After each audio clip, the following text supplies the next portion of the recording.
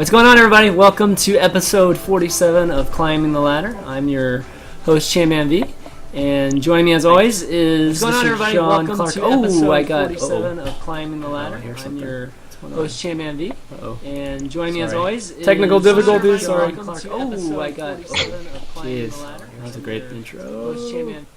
Close. Whoops, sorry about that. Oh, I got that. Oh, I got you guys switched. You guys switched on me too. All right, well, while I'm doing it, welcome to episode 47 of Climbing the Ladder. I'm your host, ChanmanV. Joining me as always is John Clark.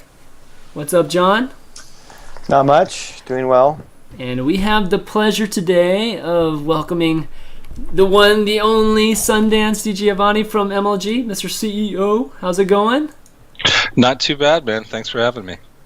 It's been a long time coming, brother. So I am really, really excited about today. And well, let's not forget when I agreed to do this. This was the Kevin Lynn.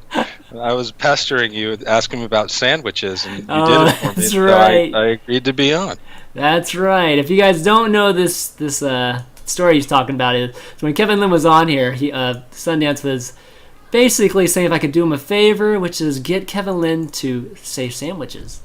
And funny enough, is right when you made that request, he was already kind of going into a story about sandwiches. So well, I was texting him at the same time, so it was a two-front attack. I see. I was trying to remind him not to take himself too seriously, and I think it worked. Yeah, it was perfect. But again, dude, pleasure having you on. It's always wonderful having one of the leaders in our industry on the show. And thank you. Hopefully, you'll be the first of many appearances on Climbing the Ladder. As long as we're nice. As long as we're nice, I exactly. don't. Haven't you heard? I like abuse, so don't hold back, please. Yeah, that's what JP and those guys have told me. But I figured it'd be a great time to have you on to really talk about Dallas and the MLG Winter Championships. And so why don't we kind of start off with that? And first off, let's talk about venue. So Dallas twice in a row. Talk to me about that. That's a little odd. I was actually surprised to hear Dallas. Well, one of the big things for us is that the calendar for the year this year was filling up really quickly. And unlike previous years, what we'd done is we'd sat with our good friends at DreamHack and IEM and tried to figure out a way to carve the year out that worked for all of us, because we all had plans that we'd already started on and dates and locations in mind. So for us, location was open. But date, we really wanted this weekend. We wanted that weekend for us because it was a nice end of the quarter. So for the advertising and sales efforts, it times really well for us. And there weren't that many venues available. And at the time there was something in Vegas, but we knew that IPL was going to be going on. But then there was something else that was, I believe, in Detroit of all places. But so Dallas just came back and they said, "Look, why don't we have you back? We'd love to have you again." So we jumped on it. For me, it's not the ideal scenario to close and open, but we have actually done it before. And if ticket passes are any indicator, I don't think we'll regret it. I think we're going to have a ton of people in the room, as well as a strong broadcast. So it should be good. Yeah, talk about the ticket sales. Like, how's it been? Like, I've heard, I basically heard people talking about it too, and it's been, all I've heard is that's been wonderful. So, you guys almost sold out. I mean, or anything like that? Well, we don't stop selling until we feel, we even sell through Friday and Saturday, typically, and some on Sunday. But nice. We borrowed from some of our other operating friends out there, and we introduced VIP tickets, which have been selling very well for StarCraft 2 and Call of Duty. League of Legends was lagging a little bit, but it picked up in the last 24 hours. And the general admission spectator passes are, on target. The typical numbers we have this far out, I believe it's, 1,700, 1,800, and then a ton of people buy at the door, or, they decide on that Wednesday or Thursday to go and then buy then. So, and I know I just butchered the actual number. I think we're probably past that 17 or 18, but, I stopped checking my email on that because I get obsessive. I'm like pressing refresh, like, how many tickets? So you said League of Legends was lagging? I mean, that's just on the VIP passes. Oh, VIP passes. Yeah. No. The rest of the passes were doing well. But again, we introduced VIP passes, and it's new for us, and so I think a lot of people, the League of Legends community, I think maybe a lot of them had already had plans for around the time of our event. But as I said, we've seen in the last 24 hours some of that pick up. So I think we'll do. Look, the VIP stuff for us is an experiment. It's an attempt to offer more to the hardcore, like slightly older folks who are there. So we'll see. But so far they're selling really well. Call of Duty sold out really quickly, which actually surprised me. That's awesome. That's awesome. Yeah. You're definitely having Call of Duty back to MLG. I think a lot of folks are excited about that. John, you're pretty excited about Why did that right? surprise you, though? I mean, those guys, more than anyone, that the console community spends money, oddly enough. As much as young as they are. It's weird. I just, for some reason, I assumed, man, I get stuff wrong a lot. I thought that was going to be the one that we were going to have to prove it was worth it. But, we put the picture of the arena out there for what the Call of Duty is going to have, and people responded really positively to it. And they bought them in like bulk, like people bought like a bunch, so I think they're bringing their fans. What's the cost of a VIP for is it all different? Or it's all $250. So it's $250 for VIP across the board. It's got a bunch of stuff baked into it. Some MLG merch, some gifts from some of our publishing partners, some time in the venue when the players are there, and with me getting a tour. So we'll see. I think. Wait, is this Scoot's nude thing, or is this actually MLG? What's that? Is this Scoot's new deal, or is this MLG? This whole VIP thing, man. Right. No, Scoots is going to be there too. I don't know. He's going to be working with us again, which is going to be great. Cool. Yeah. Awesome. Speaking of the kind of the Call of Duty kind of venue layout, I kind of have it up right now. And why don't we talk about just this whole new layout? I don't think we've actually heard directly from you about just kind of what y'all's goals are in doing this whole new thing instead of the more traditional big room horizontally, kind of distributed. Right. Well, look, you know what? I'm going to be the first one to admit that our events were great because they were big in scale, but they looked like crap. Right? I mean, they were just, it's a big land. It's kind of, there's nothing sexy about it.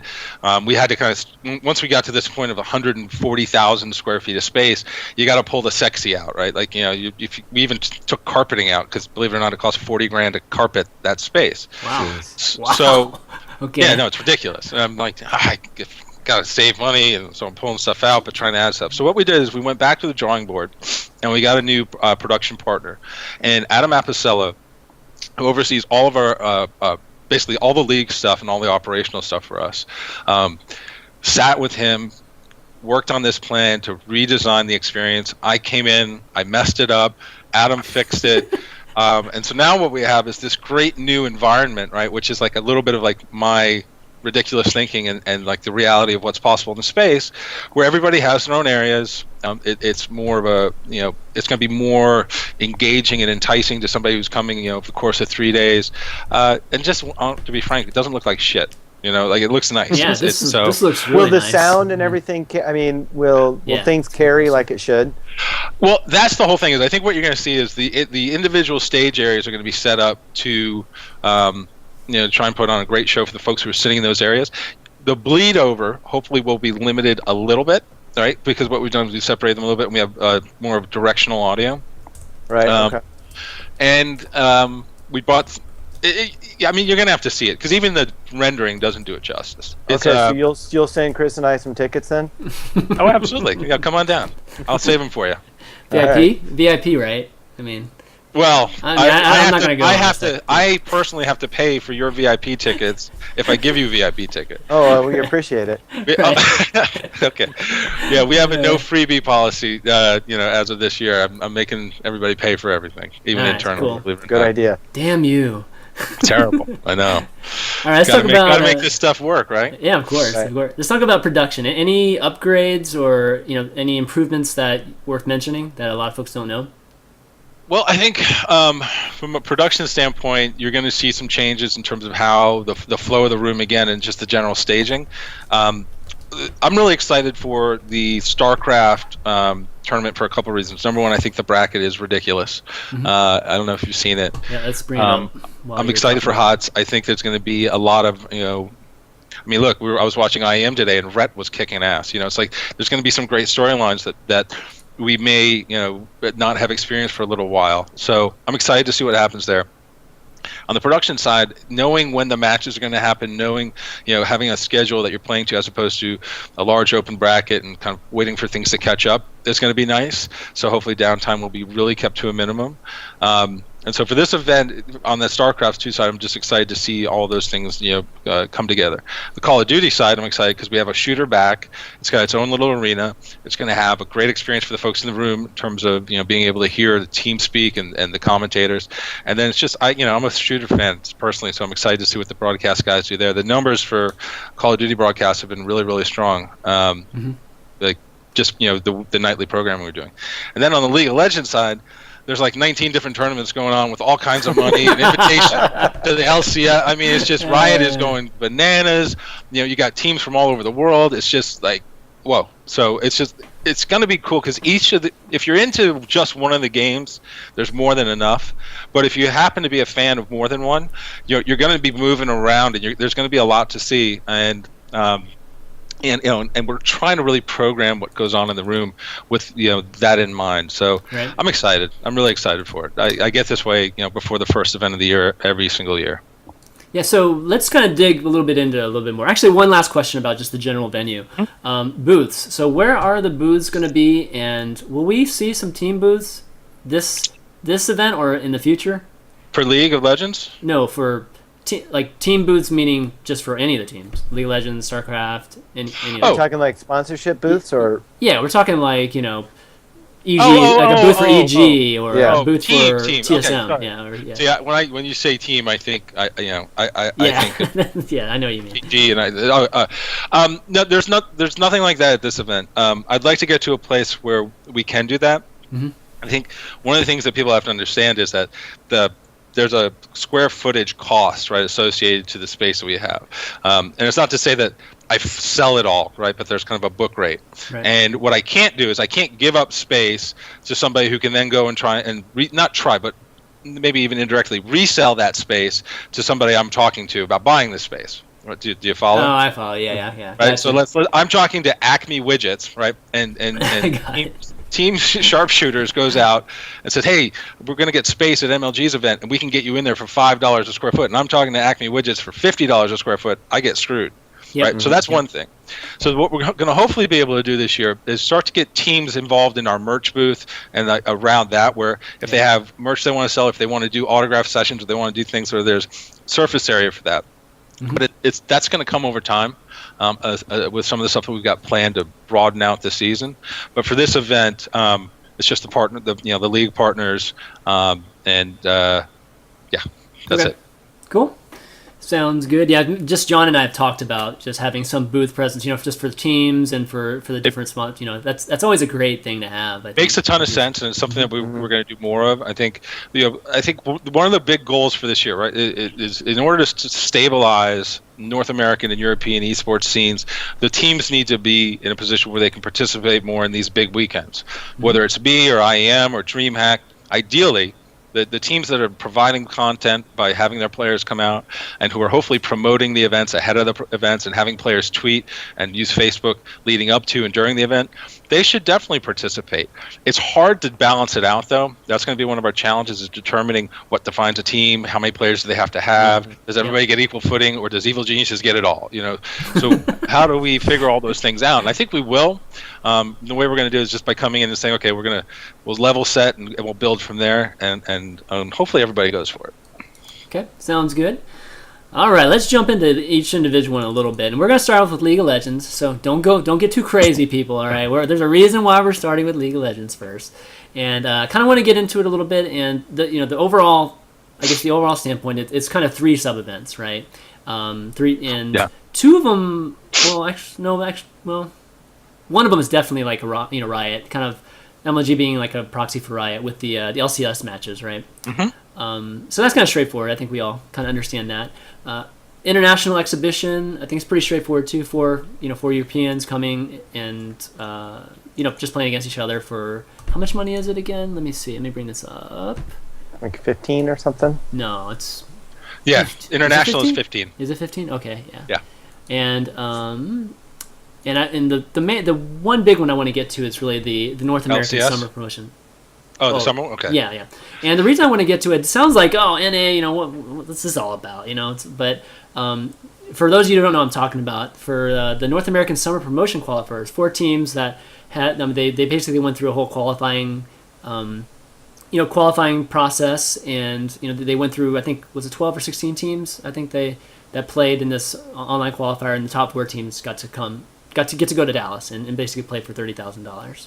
Yep. And $20,000 for first place. Yeah, $20,000 for first place, which is amazing. Now, real quick, the team that wins that is invited into the LCS. Yeah, so essentially, this is, if you're familiar with European, football, right, soccer, the promotion and relegation. Yeah, exactly. So what Riot wanted to do, and we love this, and we're big supporters of it, is, they want to have teams in each region have an opportunity to, fight their way in. So that's what essentially this is, but not only fight their way in, but win some cash. Yeah. Right. I mean, so have some separation, because the top teams they're getting paid, they're playing for big money. So this was a great additional initiative by Riot that I personally love, and I think what I'm hoping is that over time, that they continue to do this, and not just with us, but that they can continue to support this, so that you get these storylines, right? Where, like Team Marn is a storyline, for example, but you get this storyline where, a new team comes out of nowhere, maybe comes really close the first time, second time, actually makes it in.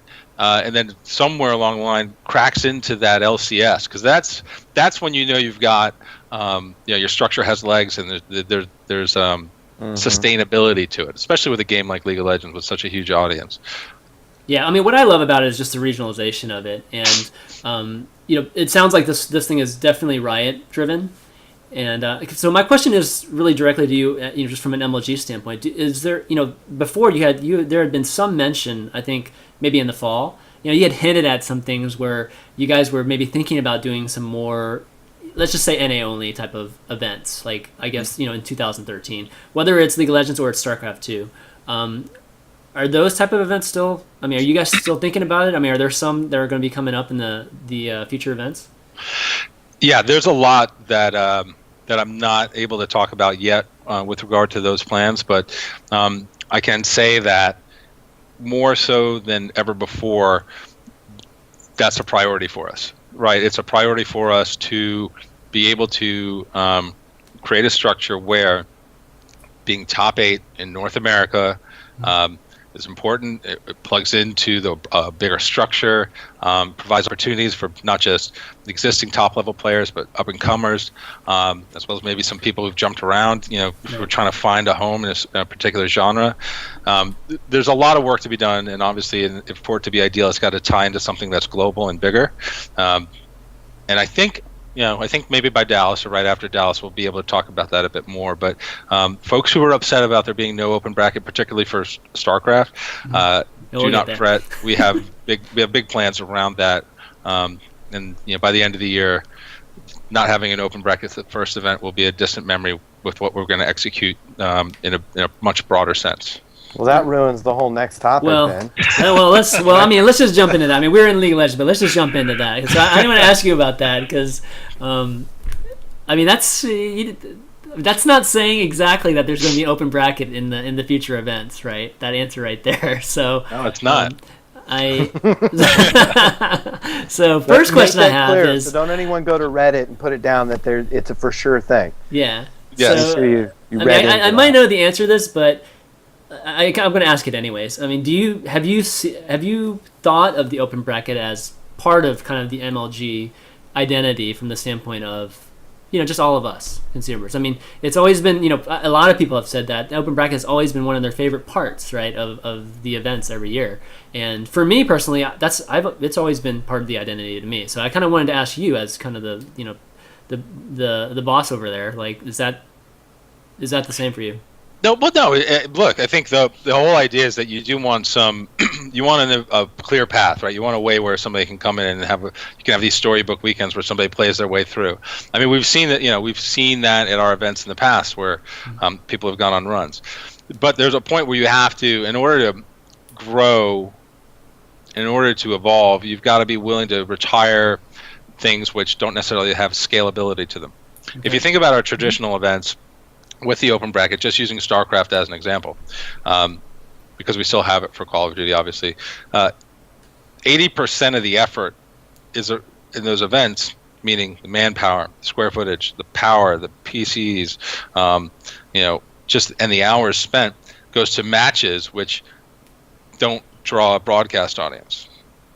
Now, the in-the-room experience is incredibly important. Do not get me wrong. And the aspirational component of being able to say, hey, I want to follow in Scarlett's footsteps and kind of be this great story. Those things are all really, really important. However, at the same time, from a business point of view, you got to find a way to try and balance that out. So, yes, there can be an open component, but it can't be the 80-20 rule inverted, right? So the 80-20 rule is, 80% of the effort's got to go towards the biggest, shiniest object in the room, and that's the stuff that happens on that main stage and on those feature stations. This event, every match is going to be broadcast, and that's the first time we've been able to do that. And I think that's really important at the pro circuit level, right? The highest level, you want to see the games. I used to get yelled at, whether it's missing a Huck match or I always get yelled at, but I why aren't you broadcasting this? Like, because we can't, because we have this open bracket and this other thing, and we have all these matches, and nobody wants to hear the excuse.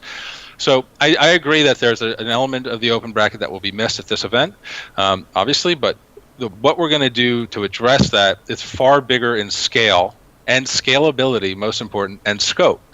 It's going to be better, and I mean that, particularly with StarCraft. It's going to be better. At the live event, not just like offline qualifiers that lead into the live event. Yeah, like bigger than what anybody is thinking right now. Bigger. Okay. All right. Bigger. You heard it, bigger, guys. Okay, we're gonna hold you to that. Oh yeah, of course. Won't be the first time I put my foot in my mouth. Right. So that you brought up a good point that basically, that every single match is going to be streamed this time around. So how many streams are we talking for StarCraft and for League? Actually, just kind of the breakdown in general. Hold on 1 second, because I'm terrible. I don't. If I get it wrong, Kitty's going to kill me. I know I should know it, but I don't. I'm just going to get you the full list. I know that I'm not sure on the League side. Did you know there's a Major League Fishing, by the way? Yes, I did. Actually, that's so funny that you brought that up, because I saw that for the first time too. Somebody asked me if I started that too. I was like, I wish you got that look. You got that fisherman's look right now, I have to say. Right, thank you. All right, so there is only one League of Legends, and then there's 2 StarCraft 2, and then the 1 COD. Okay. So and thank you to everybody who works here who was so fast on Skype as I was looking for it. And League of Legends, though, is the 3 competitions across the one one stream. And fishing is actually a sport. It's not just luck. So, true. So every game is going to be streamed. Every match. Yeah. Yep. Okay, that's cool. Awesome. That's actually wonderful. When we get into the championship level, so League of Legends, again, with Black Ops, we've got the open component, which isn't, because there's going to be 208 or 204 teams. I mean, it's a massive bracket. Yeah. But yeah, so League of Legends, broadcast, StarCraft 2, broadcast, Black Ops 2, high level matches, storyline as it develops. It's gonna be kind of crazy. It's gonna be pretty cool. Yeah. I'm just happy to see chairs at the Call of Duty. I think the last one I went to, it was like I remember just standing the whole time watching those guys. So, well, it'll be good. That's just awesome. Are you talking about there being chairs at the event? Is that what you just said? No, it's at the Call of Duty part. I forget which. I think it was Orlando. It was Halo. Yeah, that's okay. Oh, it was Halo. Sorry. Put all those shooters, No, I'm just kidding. That's fine. But all right. Let's see. What's the next question? Oh yeah. So I guess it kind of answers my question. I was wondering how the StarCraft 2 portion of the event, it's only one event, right? Which is kind of unlike you guys. You guys usually have at least some exhibitions, mixed in, whether it's like test by guys and that sort of thing. So I guess the fact that you're going to be streaming all of them, it's going to be able to still spread over 3 days. Is that correct? Just the content for it? Yeah. No, this is the StarCraft components in exhibition. Obviously, we had the play, and we had everybody, all those matches leading up to this, which had great viewership, and the production team did a fantastic job on it. I can't stress enough the level of effort that went into executing that, with players playing from every region and qualifying in. But it went off, and we had I think the minigun Idra matchup, which was 20,000 people watching it. So aren't they 2 NA players too? Pardon? Are they 2 NA players too? No, that's the point. Is like there's an audience. Everybody says, foreigners can't play, but there's an audience. There's people who want to see these things, and the personalities drive it. So that's what I want to tap into. That's what I talk about. Something bigger. These big events we have are incredibly important. But just just assure me, Sundance, and you don't have to, but it's nothing to be fabricated, right? No. I know you want to I know you said you want to dive into personalities, and everything like this. You want people to see a good show. Not but it's going to be legit. Yeah. Well, look. What am I going to do? I mean, look. The minute that these guys get out there in front of the camera, if they doesn't line up with what the story we're trying to sell, it's not going to work. Right. Yeah. Right. Yeah. It's like if hey, he's an outgoing guy who loves. I don't know. And you get him up there on stage, just not, he's looking at his feet the whole time. That's going to tell the story better than I can. In a sense, I was talking more about just the format of things, like making sure that certain players go through and stuff like that. There's always been that thought, of course, but that happens at some of these live events. But if we had the ability to do that, you'd see far drastic changes in storyline, right? I mean, because the reality is, and this is one of the things that we're trying to address with that thing that's going to be bigger, is the Korean contingency of having our events are such a big draw to the Korean players that you'll get 18 to 30 Koreans coming to a traditional MLG event. Yep. And more likely than not, they take 6 out of the top 8 or 7 out of the top 8 spots. Right. That's not great for me. I mean, it's good from an international standpoint and from an audience standpoint, but I'll be honest with you, what would be better for me is when Huck won, for example, it rippled for weeks and weeks and weeks and created all kinds of interesting lift, right? When, Lenok won the second time, right? And then went on to do, like that's a great thing, but people expect it. They expect it. So that's why I think the story of Out of IEM this morning with Rhett playing so well, that's pretty freaking cool. I mean, that's great for us. And I'm not saying it's going to last throughout the lifetime of HOTS, but to start there, that's compelling. It's fun. It's exciting because it's like, hey, it's a new game. There's new stuff happening within it. So. No, but at the end of the day, the way if we manipulated things, the players would let you know before anybody else. I mean, luckily, the only thing they hate us for is our historical map selection and extended series. Extended series, yes. That's gone. It is gone. We can't give a crap about it anymore. Thank God. Oh, they'll find something else, I'm sure. Yeah. Awesome. All right. Real quick, and just one more thing, because this really hasn't come up lately, and you're talking about bigger things, and that's awesome, and obviously we don't know exactly what that is, but it does sound like we can already see in this event there's been some changes made, and it's obviously some tweaking of the process, and you've got bigger plans. And maybe I've missed something, but where does any of this have to do, or will it involve the MLG ESL and DreamHack collaboration? I mean, will we see any of this materialize throughout this year? Is any of what you're talking about have to do with that collaboration? Yeah, I think one of the big challenges is other than Robert going away to Thailand for so long and not being able to get a hold of him, but one of the challenges are just that we're all in planning mode and then it's execution mode really, really quickly. So, we've got to find some time, sit down again, do a little bit of the exploratory conversation around what the plan is. But yes, the idea is that there's a bigger opportunity when we're aligned, right? And so you already see it in terms of our scheduling efforts. Now, there may be some overlap at times with some of the games, but the goal is to be working together. Because as much as I want to operate and focus on North America with MLG, if I don't have a strong counterpoint in Europe and a strong counterpoint in Asia, then we're leaving a significant part of the marketplace untouched. Challenge, of course, is making all those things line up because we have different partners from a brand perspective, different schedules. The schedules are locked in. The thing is, everybody's like, "Oh, well, you announced your event over there an event." We book these things so far in advance. It's just the question of announcing it because you have to get the contracts done and everything else. I wish we could announce every event we have, every date we have planned in every venue, but it takes time. So. We'll get there. Ralph and I have been trying to connect, but he's been busy, and I've been in planning mode. He's got his event, then we're gonna follow with our event. Then we've got the Call of Duty activity, which we're both working on. Robert's back, so we're trying to connect with him. But the idea, it's happening. The process is still moving along. It's slow, but okay.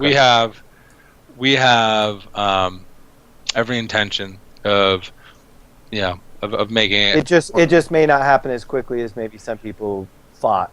Yeah, no, everybody expects, hey, make an announcement and it's going to be the next day. Okay. That's not how it works. Fair enough. Sadly. All right, so anything else about Dallas, John? You got? I think that's about all About I've got Dallas? for- Nope. Is it Okay. going to be hot there? No It'll way. be warm.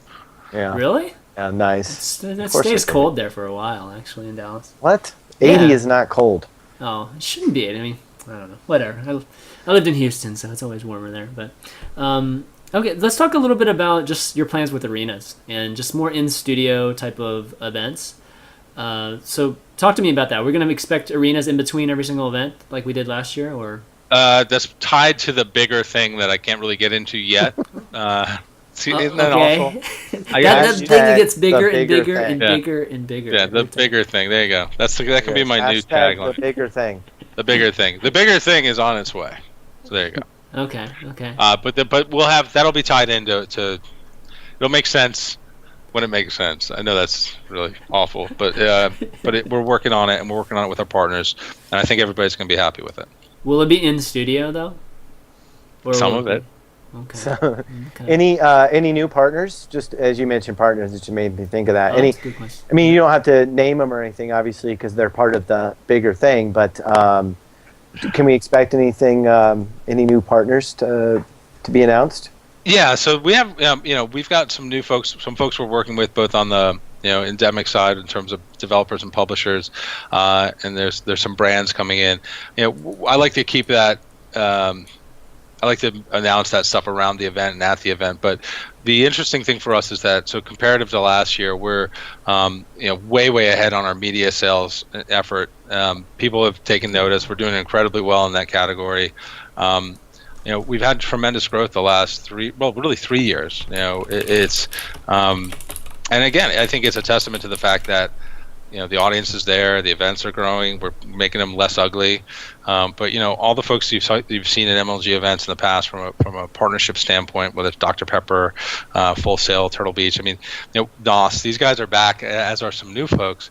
But we're even bringing in folks who are just targeting it as an advertising spend as opposed to a full year engagement. So it's been interesting. It's been interesting to see in the marketplace, especially with the concerns of, can esports grow? Can it scale? Can it become sustainable? We're doing really well, and for that I want to thank the community, and I want to thank the players. I want to thank everybody who works here, and of course the partners who believe in this and want to get in. In what is in their mind early, even though we've all been doing this for a while, they view it as early. Mm-hmm. Okay, so by the end of 2013, do we anticipate seeing like an additional 5 more sponsors added to y'all's sponsor page? Oh, well, it depends on how you define sponsor, but yeah, no, you'll see a lot of more names, and some really big names actually coming in.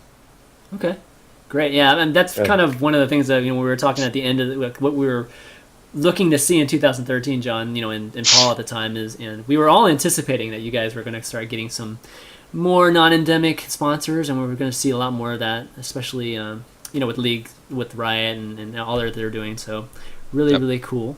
So we're going to talk a little bit about some of your activity on Twitter recently. And going to start off with this, and I pretty much know the answer. I'm going to ask it anyways. So, right. Vegas, is that a possibility this year? Yes, it is. Okay, so and it has been a possibility. It has been a possibility since we started booking for this year. The question was finding a time when there wasn't going to be too close to another event occurring there. Mm-hmm. Okay, what do you love about? I mean, for me, I would think Vegas is very expensive to have an event at. So it is, unless you can prove that you bring millions of dollars of revenue in, and you have a history of doing this in partnerships at a high level with the property owners. So and those are all things that we can check off. So it's always nice to have friends that work in Vegas. Yeah, exactly. So the fact is, when we go, the one thing that people need to understand, and this is to all the fans who travel to events or who watch events, your dollars that you put to work, right? If they support the thing that you support, right? So if you spend around esports, and I'm not saying just MLG by any stretch, but let's say you're a supporter of a particular team and peripherals that they have, that's noticed, right? Now, when we have an event and people come to the event, they fly in, so that means there's tax at the airport. They take local transportation typically, so that means there's more revenue. They eat, they usually drink if they're of age. They stay in hotels, even if it's 8-tier room. So what they're doing is they're generating revenue for the local economy. Lift. Yep. Millions and millions of dollars of lift, not including the money that we spend. So what we do is we're smart. So we take that, we put it together, and we send it out to different cities, and we say, hey, you want our event? And people come back and say, absolutely not, or, oh yeah, absolutely. That sounds really interesting. And that's, Providence is an example of somebody bidding very heavily on our business. Dallas being somebody who offers up a lot of incentives. Raleigh did for a number of years, but we outgrew that. Have you ever looked to the Midwest? Sorry to interrupt you, but you ever looked at the Midwest? Yeah. Chicago. Chicago's tough. Minneapolis. We love Chicago, but it's such a union town. Unless we do the event literally at the airport, in like the oldest convention building in Chicago, it's really expensive. Until we get somebody like a local brand like a Sprint who says, no, I want to pay for it. I want this one to be called the Sprint MLG Pro Circuit in Chicago, brought to you by Sprint, powered by Sprint, with phones by Sprint, or some such. Well, what about NYC? I mean, you guys were there. Kansas City. Okay, so of course I put in a call to Google Fiber, let us promote it with the biggest stream ever. We'll see. New York City, we're in discussion around a particular event for a particular partner to happen potentially in New York City. Okay. Which is also very union. It's just expensive. I mean, it's $5 to walk down the street. It's just really expensive. That's true. Okay, let's all right, elephant in the room. Let's just talk about IPL a little bit. And you tweeted some things about IPL, but first off, I just kind of wanted to talk about just thoughts on IPL 6 being canceled and just what we're hearing about IPL in general, just being shopped around. What are your thoughts on it? Well, I think it's really unfortunate. There's a lot of really passionate people there, number one, and it's not something you want, right? It's not. Competition is good and it's healthy, and we may have had moments where we were going at each other and kind of taking advantage of missteps or perceived missteps, but you never ever want to see things unwind in a way which is bad for the people or the scene that you love and care about. And I know to a person at IPL that this is incredibly difficult and hard for them, and I feel for them, and I just IPL 6 being canceled it sucks. It really sucks, and I don't. It's not just because IPL isn't able to operate, but it's all the people who are committed to going, all the people who are looking forward to watching, the players, the partners, and so that's what's most important to me and upsetting. Now, the second part of it, which is unfortunate, is that it's bad, right, for the scene, because to you and me, it's IPL that failed. To the media buyers and planners and brands out there, it's IGN that failed. And IGN, that's a huge difference too. It's that sucks.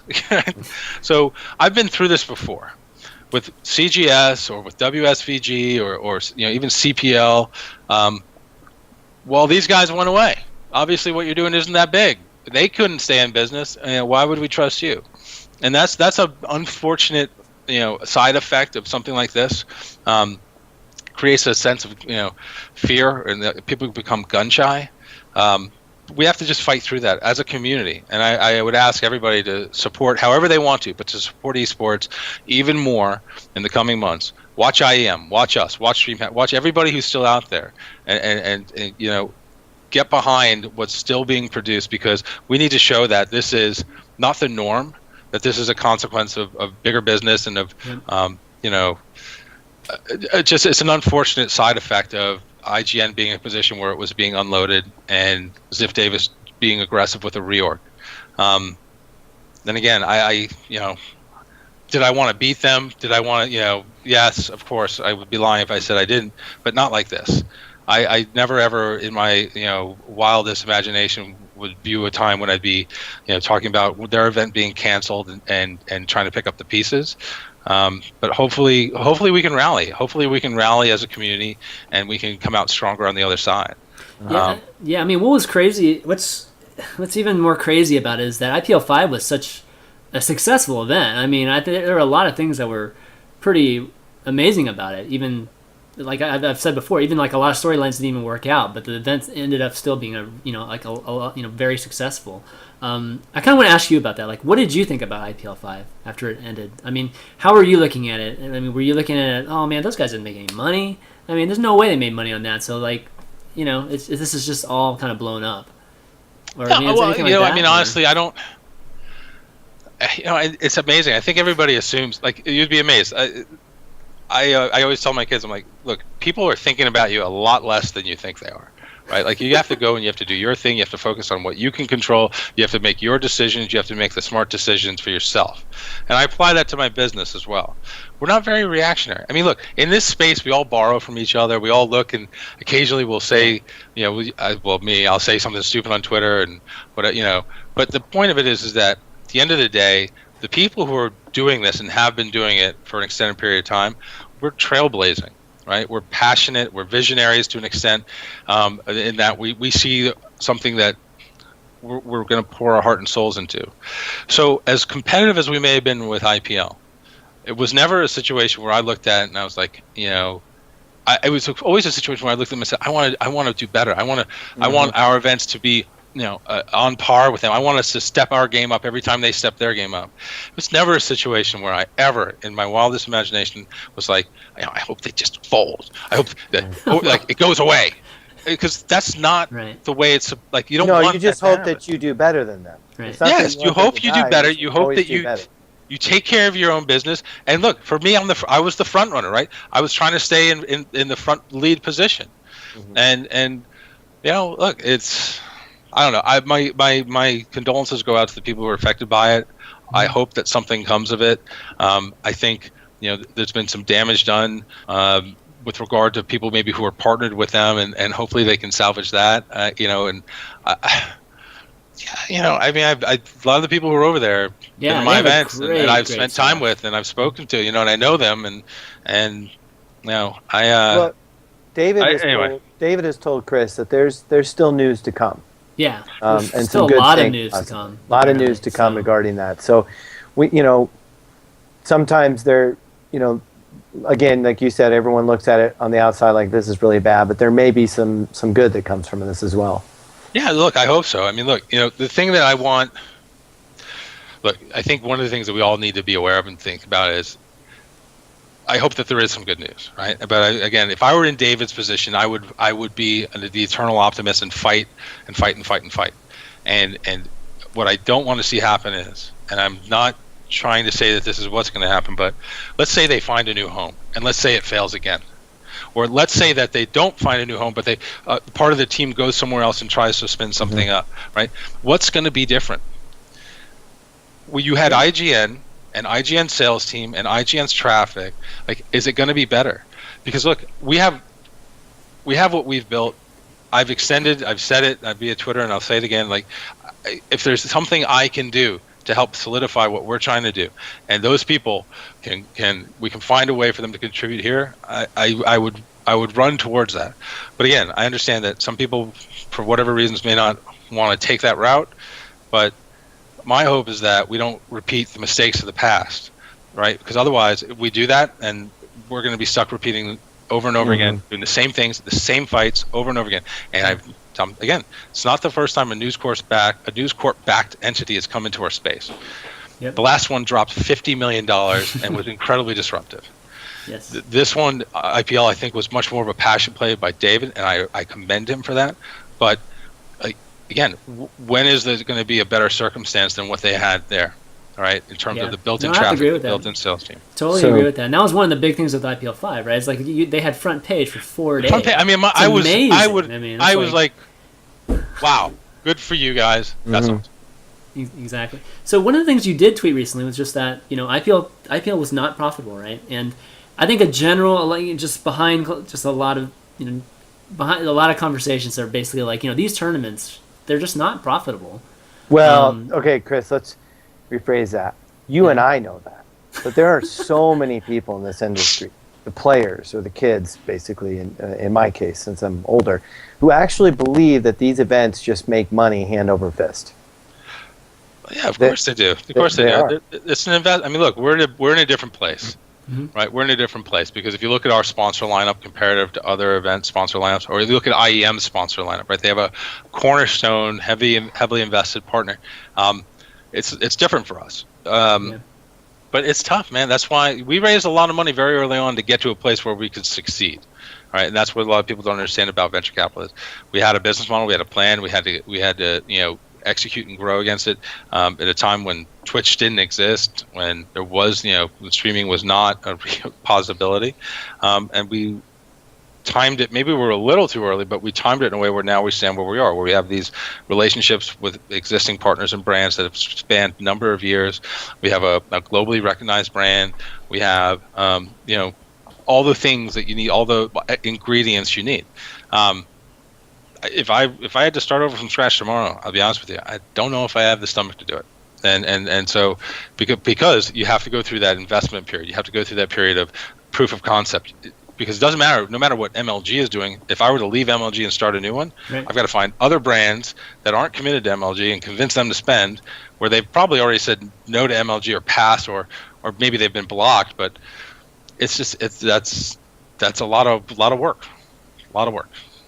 Well, it's a lot of work, but I mean, you believe that it's possible, right? And that maybe IPL just didn't follow through with it, maybe in the right way, or they just did some things that didn't quite work out. I'm not in a position to. I mean, right, from where I'm standing, I see missteps.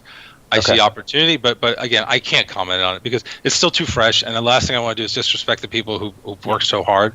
And again, my hope is that they all land on their feet, whether it's in this space, with a new entity, with us, with someone else.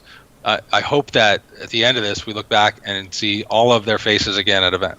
And again, I think that we're just getting started. Literally just getting started. The opportunity that's in front of us is far greater than what we've created to this point. I just want to make sure that we realize that opportunity. Yeah. Well, let's talk a little bit about you mentioning just discounts for IPL 6 ticket holders. Yeah, talk to me a little bit about that and what's, I guess what the official word of it is on that. Yeah, so we're going to offer up discounts for people who had tickets, even if they get refunds, and for people who are going to work the event. I think when something like this happens, it affects all of us, and the idea is to try and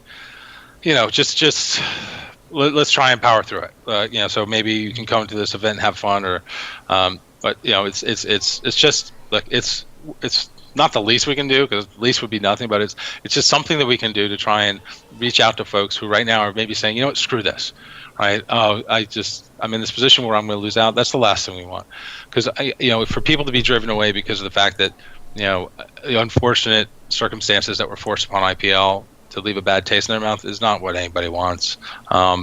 Again, this is something that was beyond. This was building for a period of time. It's unfortunate it happened the way it happened, but we just want to make sure that folks have something to look forward to and something to try and focus on that's positive. So what are the specifics on that? I think especially those that have worked in it too, because I've done this for a long time, and I'm sure you've gone through points where you're like, is this even worth it anymore? And the last thing I want to see is a lot of these people that were working at IPL that were making strides in their career in the industry, and then for them to just get jaded and be like, this sucks, man. Why am I wasting my time? This industry is rocky, No, these are the people we need. I mean, these are the people we need. We need them around. If you're out there right now volunteering or hopping on flights or sleeping, on a floor of a hotel room after working all day, like, these are the people who are giving their heart and soul. And I on the staff side, and we need those people. We need them. You're right. We need them. We need more of them. We need them to be able to be in a point where they can look back and say, I remember when I got my start. Right, my first event was X, and hopefully in their room they go out on the wall hanging a bunch of event badge passes from years and years of it down the line. But for right now, it's just a question of, as I said, I hope that everybody just kind of takes some time, processes it, and then moves on and goes and finds another place to help contribute, another place to be an impact player. So, are there any instructions on how to get this discount that you mentioned? Okay, so the discount, if you have to buy online, and then when you come to the door, you bring proof of the fact that you're going to work, which we'll probably know, or your confirmation, right, for your ticket pass or hotel pass, and then they'll credit you back when you get there. And the reason we have to do it that way is otherwise we'd be handing out, like we need, if we wait and do it at the door, it's complicated for the store systems, right? Yeah. So if we do it ahead of time, we can count on how many people there'll be. We'll make sure we don't oversell, and there's been a little bit of a run on passes since we offered it from folks, and I hope to see you there. I hope that we all get together and have a good time in Dallas. Good stuff. Let's see. I think we'll kind of transition off of IPL 6 there, and for those of you again, I kind of agree with Sundance. It's hard for us to say anything when there's a lot of folks over there that that we all respect, and I know there are a lot of craziness is going on. So we'll hear from IPL, the IPL guys on this show actually pretty soon. So maybe in a week or two. So expect to see them on here. The other thing is, it's okay to be upset. It's okay to be annoyed. It's okay to be pissed about it even. Yeah. But these are people. And these are people who, no matter how upset you are or how bad you're feeling right now, they're feeling worse. Right? To a person, absolutely. They're in a worse place. Okay, because they've poured, some of them, the last couple of years of their lives into this, and yeah, it's a hotel and airfare ticket for you, and a weekend with your friends in Vegas having a party. For them, it's their livelihood. It's it's some decisions that have been made to get them to that place. So I would just ask that we all show them a little respect and give them the time to sort it out. Of course, we would like it to have come earlier, so they could have tried to get their money back. They're going to do what they can to do right by you. You have to believe that. I believe it. And even if they don't, just keep in mind, it's corporate America. You just give them the benefit of the doubt. You have no reason not to. And you know what? Just try and let it go. Try and turn it into something positive.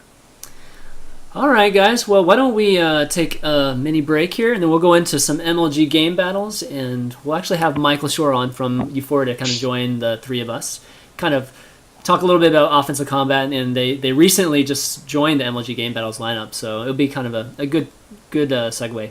So we'll be right back, guys.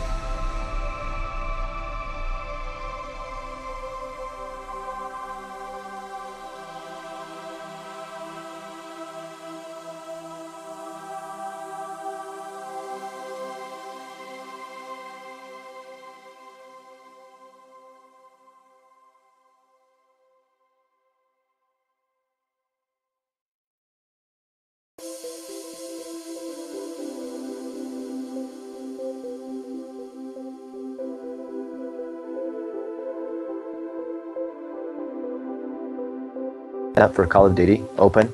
I think it's like 202 at this point. Jeez. It's when we were running stuff for CSN, at first people were like, why would we want to get in a console? I'm like, oddly enough, as young as these guys are, they pay. They'll pay for the stupidest stuff. I want to change my avatar. Okay, I'll pay $5 for that. All right, we're back, guys. We're back. All right, we're back. All right, I just want to welcome to the show Mr. Michael Schorr from U4ia Games. What's up, Michael? Hi, guys. How you doing? Michael is the lead designer for Offensive Combat, the game that recently just joined GameBattles, MLG's GameBattles lineup there. And I figured we'd have Sundance talk a little bit about GameBattles, because I think a lot of folks don't know anything about it, and honestly, I didn't know that much about it too until recently. So why don't you talk a little bit about it and what y'all's goals and just really the point of it is? So GameBattles, which we're gonna rebrand as MLG Play. Okay. It's actually, to unify. But GameBattles is where we have a tremendous amount of activity. I mean, there's over 850,000 matches a month, people playing head-to-head, tournaments, ladders, sponsored tournaments by partners, ability to win cash. For those who, John was asking about it earlier, we did SC2 battles, which is now being reconstructed from the ground up to be a little bit more stable and scalable.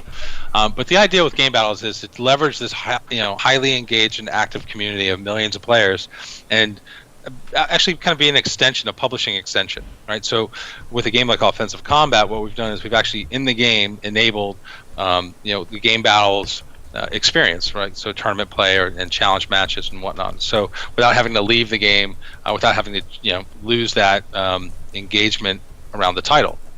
So our goal is to help folks who have a focus on competitive play, not just highest level league esports, but competitive play, because we're all competitive, and it doesn't mean that it's got to be limited to just things that are on the pro circuit.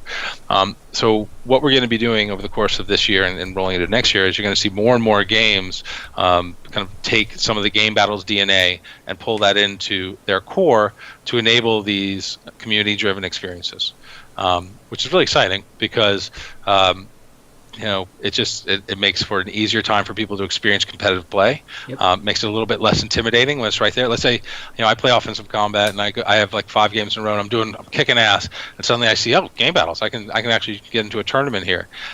You want to be right there. You want to be in the game. You want to be on that interface level where people can just pick it up and play and give it a shot. So with the rebranding, which is kind of news, has that been announced anywhere?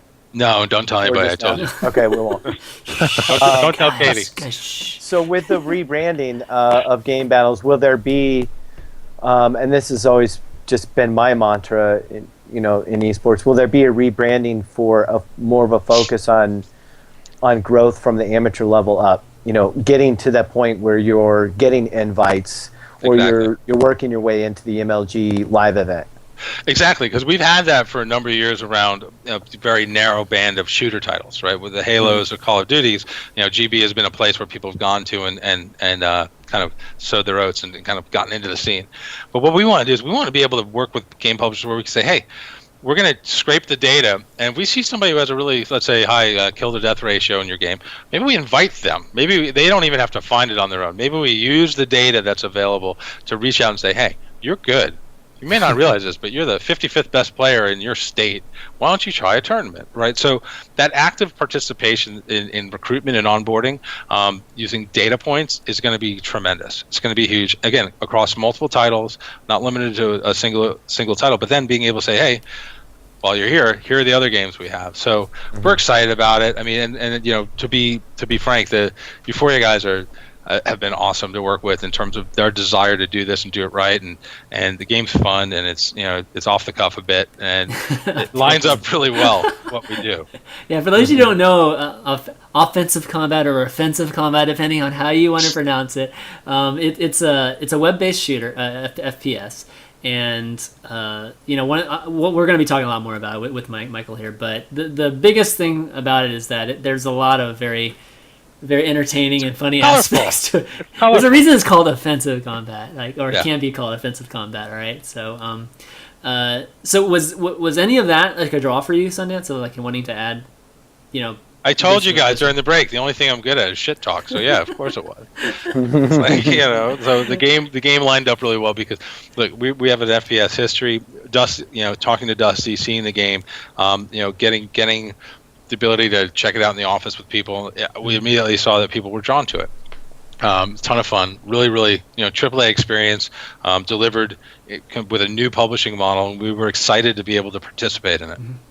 So, okay, I have a quick honest question about that, though, and I was going to ask later, and I'll ask Michael too. But with it being as kind of, I don't want to use the wrong word because I think because I love the game, but I could take being it. as kind of a comical as the game is. It's not your traditional FPS where it feels as if it's really hardcore. Do you think can be that typical esport FPS? I mean, does it play like it? Do you feel Absolutely. like it lends itself to the scene well enough? Yeah, I mean, the core mechanics of the game are really drawn from a lot of hardcore games. Call of Duty, Halo, Unreal, Quake. You can see all of those mechanics in play. And I guess the more humor or the wackier elements are there kind of to help players show off. And I mean, professional sports, those guys are showing off all the time. I mean, Dennis Rodman, people like guys like him, they're like, it's outrageous what that guy looks like sometimes. All the I don't time. see any reason. All the time. I don't see any reason why players would be sort of turned off by that possibility. I think that. Well, initially, some hardcore FPS. I mean, I introduced it to, like I messaged Rafa or DKT, very, very famous Quake players, and I say, oh, you got to check this game out, Offensive Combat, and they looked at it and went, what is this? But hopefully that at least drew them in to try it.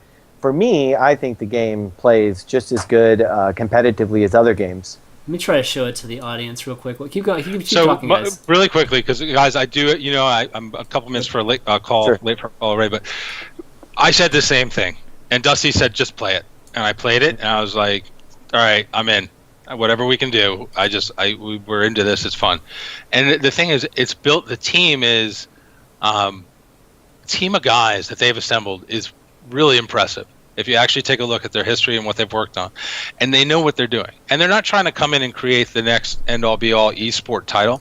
They're creating a fun-to-play, social, first-person shooter that's actually pretty competitive when you get into it, right? Like it actually works. So there'll be people who puke on it because it's a Facebook game or Unity engine or this, that, or the other thing. But guess what? Then they play it and like, okay, it's fun. It's fun. It's not Counter-Strike. It's not supposed to be. Right. It's not Quake. It's not supposed to be. But it borrows from those games and does so in a way that is honestly, it's fun. Otherwise, we wouldn't have worked with it. Every night I'm like, I gotta run to my train to get home because people are playing and I'm just sitting there watching like, let me in. It's literally become a problem where we had to institute a no play rule, during business hours. But that's a testament to them. And it's a FPS, but it's got kind of that angle to it, which if you're like me, you can't help it. If you're like all of us, I think all of us here probably. That's great to hear. Yeah. But Sundance, I want to thank you. I know you got to get going. Yeah, sorry about that, guys. No problem. No, do you think we'll see you back on here soon so we can talk about the big thing? Oh, you want to talk about the big thing? Yeah. Wait, what big thing? Look, I'm always happy to make myself available. My schedule's crazy, but yeah, we'll connect, sure. and I'll be sure to save some pieces of what that big thing is for you guys. Okay? Yeah, definitely. Okay, but check out Sundance on. Slasher asked me to help promote it, so check him out on the MIT panel that they just had. The VOD's up, and then he's going to be at PAX East. Yeah, apparently it's up, it should be up soon. Slasher's working. Exactly. That's rare. But there's also going to be that pretty similar panel, honestly, at PAX East. It won't be as good. It won't be as good. I'm kidding. On March 24th. Is it the March 24th? I think it's this Monday. Yeah. I'm literally getting yelled at on my. All right, cool. Gotta go. Anyways, all right. Thanks, Sundance. I'll see you, Sundance. Bye, guys. Bye. All right. Sundance DiGiovanni. Big thanks to him, and hopefully you guys will check out MLG Dallas, which is in a week, maybe just over a week. So, but let's talk about offensive combat, and I'm gonna play a little bit of the game too. Let me just wait until Sundance is. You're not actually going to play it, Not play it, but I'm gonna play Okay. the YouTube trailer. You don't want to embarrass yourself. Oh please, man, please. Okay, so You're a StarCraft 2 player. dude, I play FPS. Dude, I was playing Call of Duty. I last know. night, man. I'm Okay, giving you shit. Actually, no, I was playing League last night. I was playing Call of Duty the other night. But let me play this trailer at least of offensive combat, so a lot of folks that don't know the game can get a sense of what we're talking about, and just really, I guess, kind of the novelty feel of it. Or In war, here we go. extreme circumstances call for extreme measures. Okay, as you can notice, there's See, there's a little teabagging in the game. I mean, it's like a normal, right? Are you guys playing the trailer? Yeah. I don't see it. no. I want to see the trailer. Well, Yeah, kind it's of on the you know, stream. Yeah, It's on the stream. it's the one about. Oh yeah. That was not the last trailer. Lots of homes. The banana guy's the best, man. Banana skin. Yeah, easily. Oh yeah, you got a bunch of poems on there. Yeah. It kind of ramps up at the end. I like this This video. big, I haven't this seen big this one. tone, like a big Yeah. tone climax. Yeah, this is a new one. Oh yeah. Is that new? I didn't know you could Gangnam Style in the game. Yeah, that's new, fairly Oh, new. nice.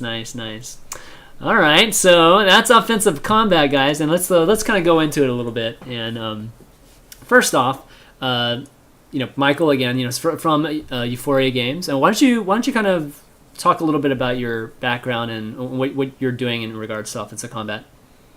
Sure. Well, I'm the lead designer on offensive combat here at U4ia Games. I've been in the industry since 2005.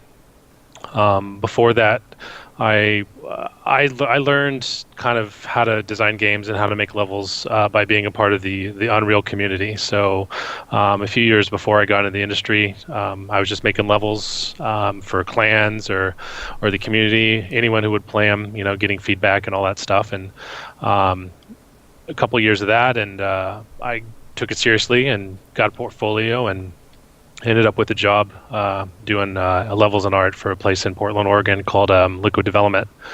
After a year of that, where I got to do assets for, I did assets for Mass Effect, Guitar Hero, Nice. Mythos, which I think turned into Torchlight. Yep, great game. Great game. So I really got to see and do a lot of varied art and get to, I got some interesting insights to a lot of different games. And then after a year of that, I moved on to Zombie in Seattle, Zombie Studios, and I worked there for 4 years, working on what eventually became Blacklight Tango Down, and then worked a little bit on what eventually became Blacklight Retribution. And then after that, I moved on to Sony Online Entertainment in Bellevue here in Seattle, and worked on the agency, which was this great sort of MMO, FPS, third-person cover-based shooter thing. It was a great game, and unfortunately that got canceled by Sony. But a core of us from that team went on to form U4ia in the summer of 2011, and we came up with this idea and ran with it, and here we are, almost 2 years later. Was this the only idea initially that you guys, maybe was this the idea that kind of got you guys together to start this whole thing? To start U4ia? Yeah, Dusty, our CEO, and Chris Archer, our chief creative officer, they kind of had the seed for this idea. And then after SOE closed, Chris Archer pitched it to a core group. He basically handpicked the group of people he wanted to form as form the core group, and pitched that to us. We all, we kind of have had some preliminary meetings on what it would be about and kind of ideas for how we could expand it. And interestingly enough, the game was actually more esports than it is now in its early. Oh, really? Early. It was full on. Quake Pro mode, we started with. No, Quake I would have Pro been mode. okay with that, of course. A lot of people would have. I mean, maybe not enough. Maybe not as many people as are okay with the current incarnation. But I think as a pure sport game, it was an interesting start. Okay, great. So here you are now. Here I am now. You guys Yeah. got 2 years, and you're almost at, what is 100,000 likes on Facebook? If they continue at the current rate, we'll hit 100,000 sometime early tomorrow morning. Amazing. And It's pretty fantastic. So again, like guys, this is a web-based FPS. I mean, everybody can play for free, right? I mean, anybody can join like today and start playing. I mean, you can play right now. In fact, absolutely, yeah, it's free to play. It's in a browser. You can play it. You can sign in with Facebook, Google, Twitter. You can sign in using a U4ia login. However you want to get to our portal is fine with us, and you can go from creating a username to in the game in probably 90 seconds. Like you can go right into a game. It's super fast. One of the core reasons we did it in a browser was to figure out how to deliver this content in a very speedy way. You get to a client-based game, and especially when you start out, from 0 to install and playing a game is generally 90 minutes because you're looking at 2, 3, 4, 5 gigs of information that you have to download. You got to get your client up to date, and we wanted to kind of we designed it from the ground up to be many orders of magnitude faster than that, because we all felt that was the obstacle to people getting in the game, was that 90 minutes. I want to play now, not in 90 minutes. And if I want to play now and I can't play something that it takes 90 minutes, I'm going to play something that will play now. Okay, great. Sorry, I was just going to be playing this a little bit in the background while you're talking about it, but all right. I can't mute it though. I can't mute it while you're like on the actual offensive combat page. These videos make me have the volume at full blast, which is awesome. You can't adjust it. The short video where the banana gets shot. Oh, that's good feedback. I didn't know that. But here's the site, guys. Again, you can just immediately just go here and open in your browser and start playing. Okay, so speaking of Facebook, sorry. Let's talk about Facebook. You got more, Chris.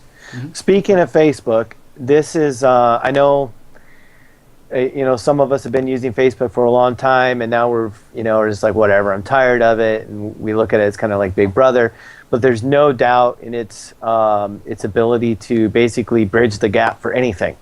I mean, it has made our world much, much smaller in a lot of ways. Not always a good thing, but in this case, it is a really good thing for especially people that want to see esports grow.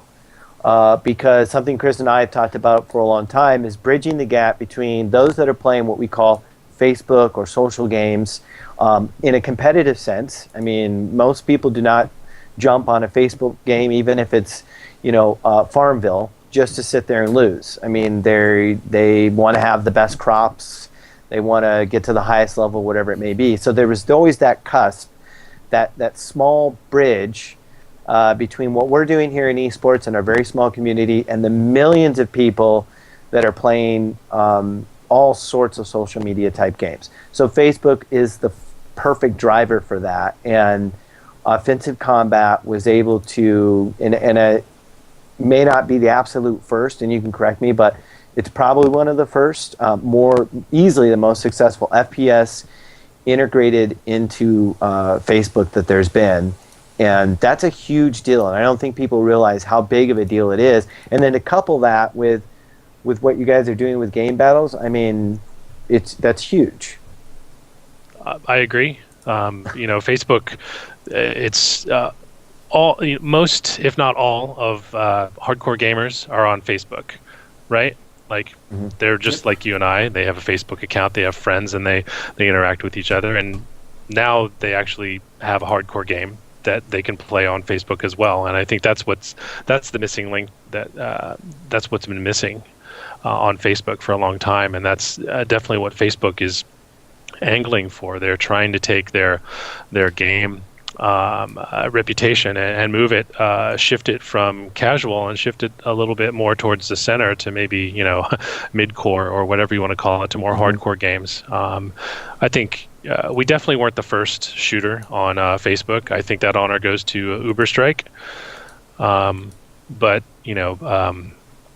that doesn't mean that there's not a lot of opportunity on Facebook for us to exceed what they've achieved. And grow much further than that, and I think we've done a lot in that path already. Yeah, I mean, it's the whole social gaming is completely under. I mean, we haven't really talked about it much in just at least the esports industry, right? And And I've been alluding to it recently that I feel like the game that's going to take us to that esports promised land is going to have that social casual appeal as well as that super high competitive appeal. And that's why I think that having you on talking about just the success you guys have had with Facebook, and again we're looking at 99,014 likes right now. I mean, that's for those of you that know Facebook, it is hard. It is incredibly hard to get likes on Facebook. It's not like Twitter where you can just get 100,000 followers. I mean, it's not easy either, but there are a lot of people with 100,000 followers. I can barely get 1,000. I know, but we know some people with 100,000, but I don't know very many people with 100,000 likes. So pretty amazing that you guys got that. And again, it's like it's cool because even the name itself has kind of a dual meaning to it, which one is more conducive to like a casual kind of thing, and one's more conducive to like competitive. So that's why I think offensive combat's really, really cool. And just talk to us a little bit about just what you guys have done on Facebook to make it successful. I mean, obviously just making a Facebook game is one thing, on Unity, but actually having it be successful and promoting it, marketing, and that sort of thing is a different thing. Well, yeah, I mean, Facebook has helped us out a lot. They've pushed a lot of players through our gates via ads and whatnot, and we've definitely worked with our own ads. Facebook is actually a really flexible advertising platform to experiment with, and you can do a lot of great things that you might not even be that would be very difficult to do without Facebook. So in that sense, just on a pure marketing level, they've helped us out a lot and learn more about who our player is, what our player likes, what our player doesn't like, and how to sort of shift the game to please all those people, right? Because Facebook brought us this much larger audience, we learned a lot about what our new users were doing, and how to better integrate or better craft an experience for them, and so to keep them engaged for longer, to give them more things to do, to make them feel like they're progressing through the game, and they've just really the whole Facebook experience for us has helped us better balance the game for a better majority of players, right? So, yes. So when we're talking about the game, talk to us a little bit more about just exactly what we see in the Facebook, just on Facebook whenever we load it up versus what we see like on your site or when we're loading it up, and versus what we see on MLG GB. Is it all the same client, or is it? Absolutely, it is. Okay. When we update, we do bi-weekly updates. It's the same code. There are Facebook people playing with offensive combat portal people, playing with MLG portal people. With MLG and Facebook are, basically our game's embedded in their website. But it gets the same data, essentially. It's just with MLG, you can go to MLGgaming.com, sign in, and click on, it's time for this match, and you go right into your match. You don't have to leave that website. And if you're browsing Facebook, you're posting on your friends' walls, you can click on, in your app section, you can click on offensive combat, and you can go into a game, but you can still see notifications. You can still chat with your Facebook friends in the corner if you want to. So there is some functionality that's unique to each site, but in general, the vast majority of mechanics and functions are the same across OC, Facebook, and MLG. Okay, excellent.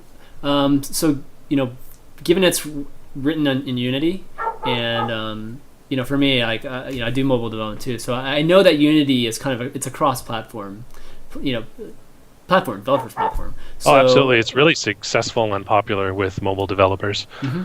And so should we expect to see a mobile version of Offensive Combat soon? Or?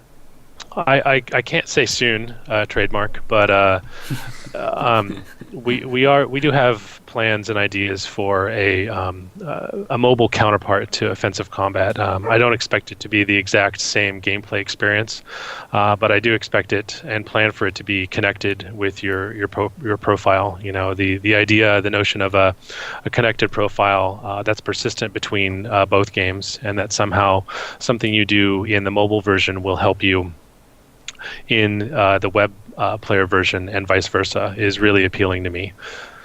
And we also have some ideas around some real-time interactivity between the mobile version and the web player version that we haven't really announced yet. But it definitely plays into players on the mobile version being able to help out their friends in the web browser. So look for that in the future, but we haven't announced anything on that yet. Okay, great. Yeah, I'm just showing the viewers right now just where you guys are on MLG GameBattles here. And that's good, because we're shift into that just a minute. Yeah, go for Since it. we're an esports show, obviously we talk more in a competitive sense that is more about esports, and which is considered like a higher level. So you guys are on GameBattles. It's a pretty big deal. It looks like you have about 100 individuals already signed up for a 1v1 ladder.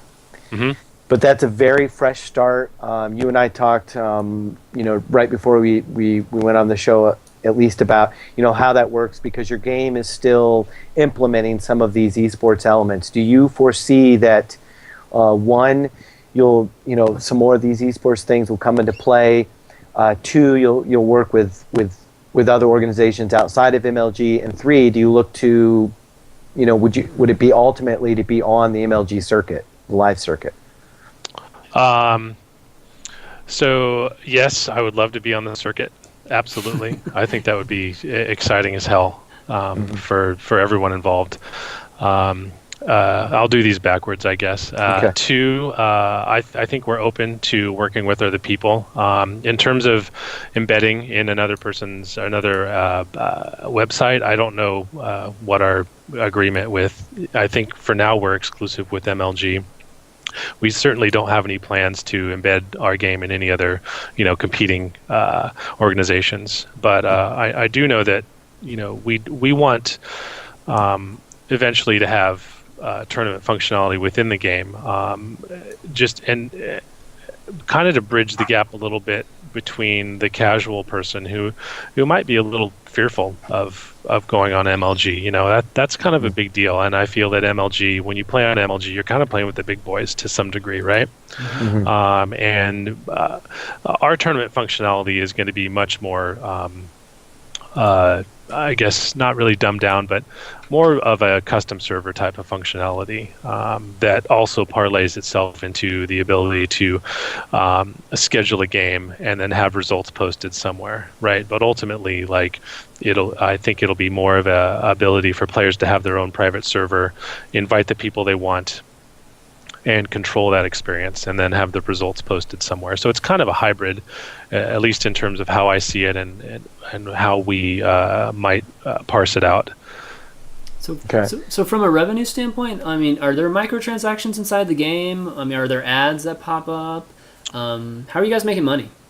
So the game's free to play. So you play the game and you earn in-game cash, or you earn in-game coins.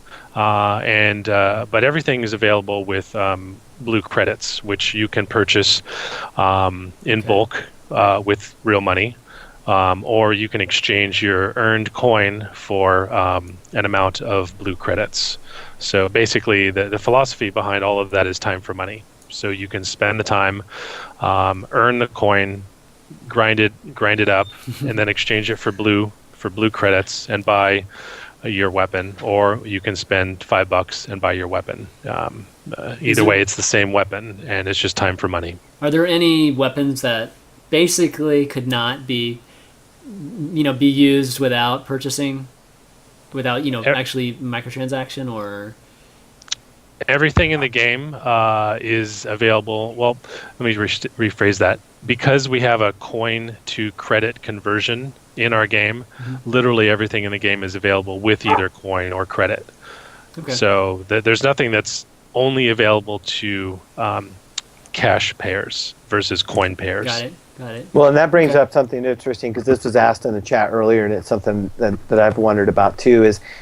And you talked about other games being basically pay to win.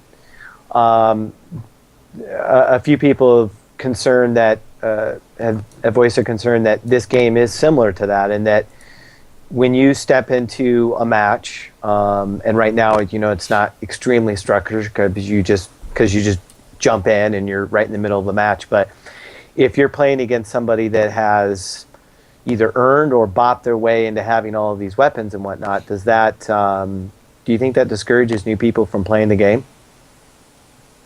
In terms of tournaments, or just in terms of pub matches? In more of an esports surrounding, because more in tournaments, because people are going to be looking to be able to step into the game and pretty much all things being equal except for team skill and individual skill. There is going to be a little bit of a gap there, because there's a time difference, right? If I've been playing this game for 2 months and I've had all the time to earn these weapons, or I just have a bunch of cash and I can buy everything in the game, I'll have those things at my disposal. Whereas someone who just joined, let's say someone just started playing offensive combat because of the MLG partnership, I can, they just won't have had the time to earn and level up the weapons. So to some degree, I can see them being at a slight disadvantage.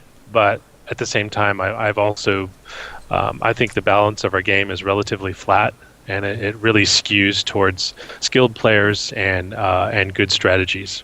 Well, I mean, I guess is there a mode that, like a tournament mode, that you guys can just flip a switch on and then you just get everything? Yeah. We've talked about that. Because we've talked about... Or nothing, sure. Or nothing. Yeah, John and I have talked about this for over a year now, and quite literally. Wow. Okay. Well, just about.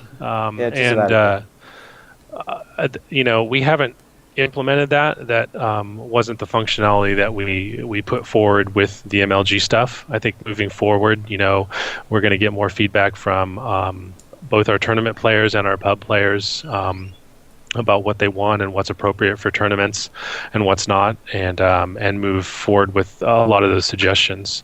The more people that are playing it, the more feedback we're going to get, and the more we're going to be able to hone that particular set of features to support the kind of tournaments that they want to play in.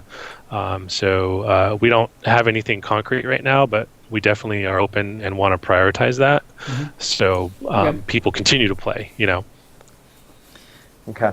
So how often do you play? I mean, I know I being a person that makes games too, kind of have a sense for how much I actually play my own games. So I want to get a sense, how good are you at offensive combat, and how much do you play? Well, I'm level 31. The max is level 50. Okay. I wish I would have brought up my stats. I would wager I have probably 70 to 80 hours in the game, in the live game. Okay, that's not bad. Since we went live, which was at the end of September last year. And I play every few nights. I play a match or two here at work. Sometimes I get here in the morning and I'll play a match or two because I get here first in the morning, and our bandwidth is better than when 20 people are banging on it. I'll play at home because I have a better connection and a better computer than at work, so I feel more competitive. But yeah, I put in several hours a week at least, and this isn't counting all the testing that I do at work. Yeah. All the time I'm in game, either in the editor or on our local build. None of that's counted in my live stats. Okay, great. So have you played John before? Yeah, I think we played at QuakeCon. Yeah, nice. We played since. All right, who won? At least talked on the game. Oh yeah, no, we played on live. That's right. So who won? He's way better at capture the flag than I am.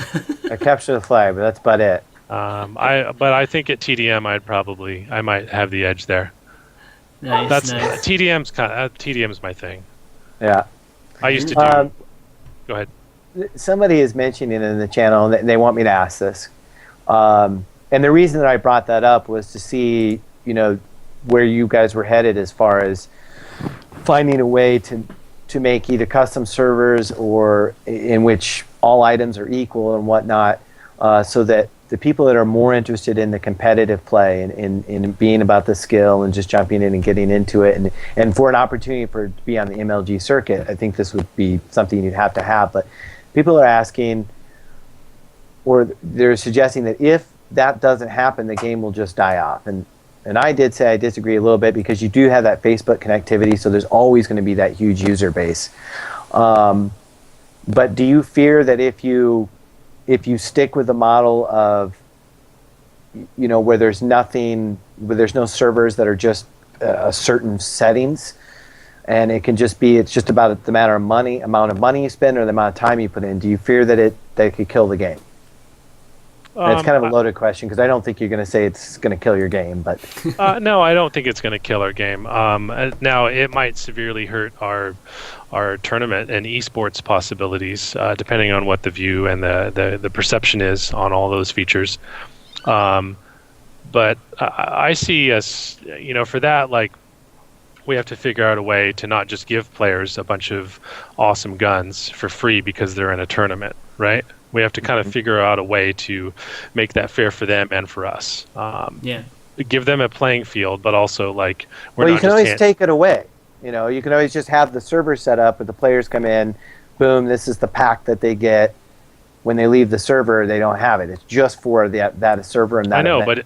But my point is, if you only play those events, then you have all these awesome sort of mid-range guns or fully leveled guns even, and you've never paid for them. Or you've never earned them. Okay. Or you've never earned them. So I think there's some give and take in there a little bit, and I'm happy to try and explore that and find that. It could be just that there's a tournament fee. I don't know. That's one idea. That's a totally simple answer.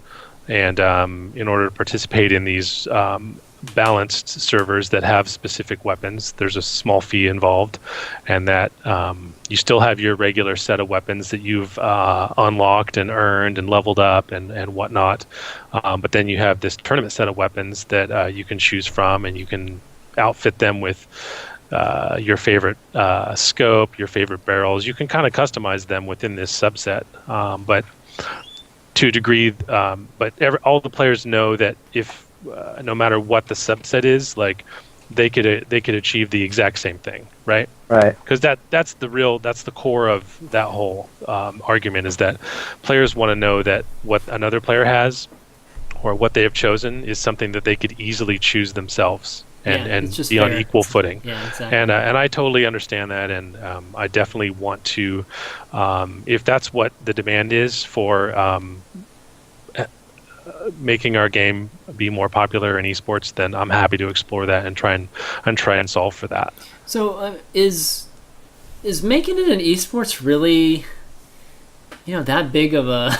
I mean, I guess, is that really that big of a win for you? Because again, being a game developer myself, one of the challenges is just basically the main challenge, right? It's just to get users, right? Just to get folks to play your game. So, I would think, myself as a developer, esports would just be one of those mechanisms to kind of, increase that channel, right? Increase that potential viewership or potential usership. But you guys have already found, like, I feel like some channels that are completely working for you, like Facebook, right? And once you kind of have that channel, then all of a sudden you can start promoting like crazy. You can promote like your mobile version like really easily to these Facebook people, right? And then all of a sudden, you have twice as many users now, because they're on mobile now, right? So I'm like, why get into esports? Like, what's really the point of it for you guys? Well, I think there's more visibility in that. It's being popular with esports is kind of natural. It's this natural PR firm that's just constantly putting your game out there in front of people, right? Yeah. At its heart.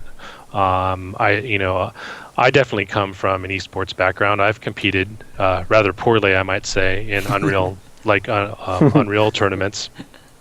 I had my ass handed to me, but I still did it, and it was fun. I learned a lot about it. So, that's sort of part of my DNA, and personally, it's important to me to be a part of that system. And I also think that what's good for tournaments can also be good for pub games, right?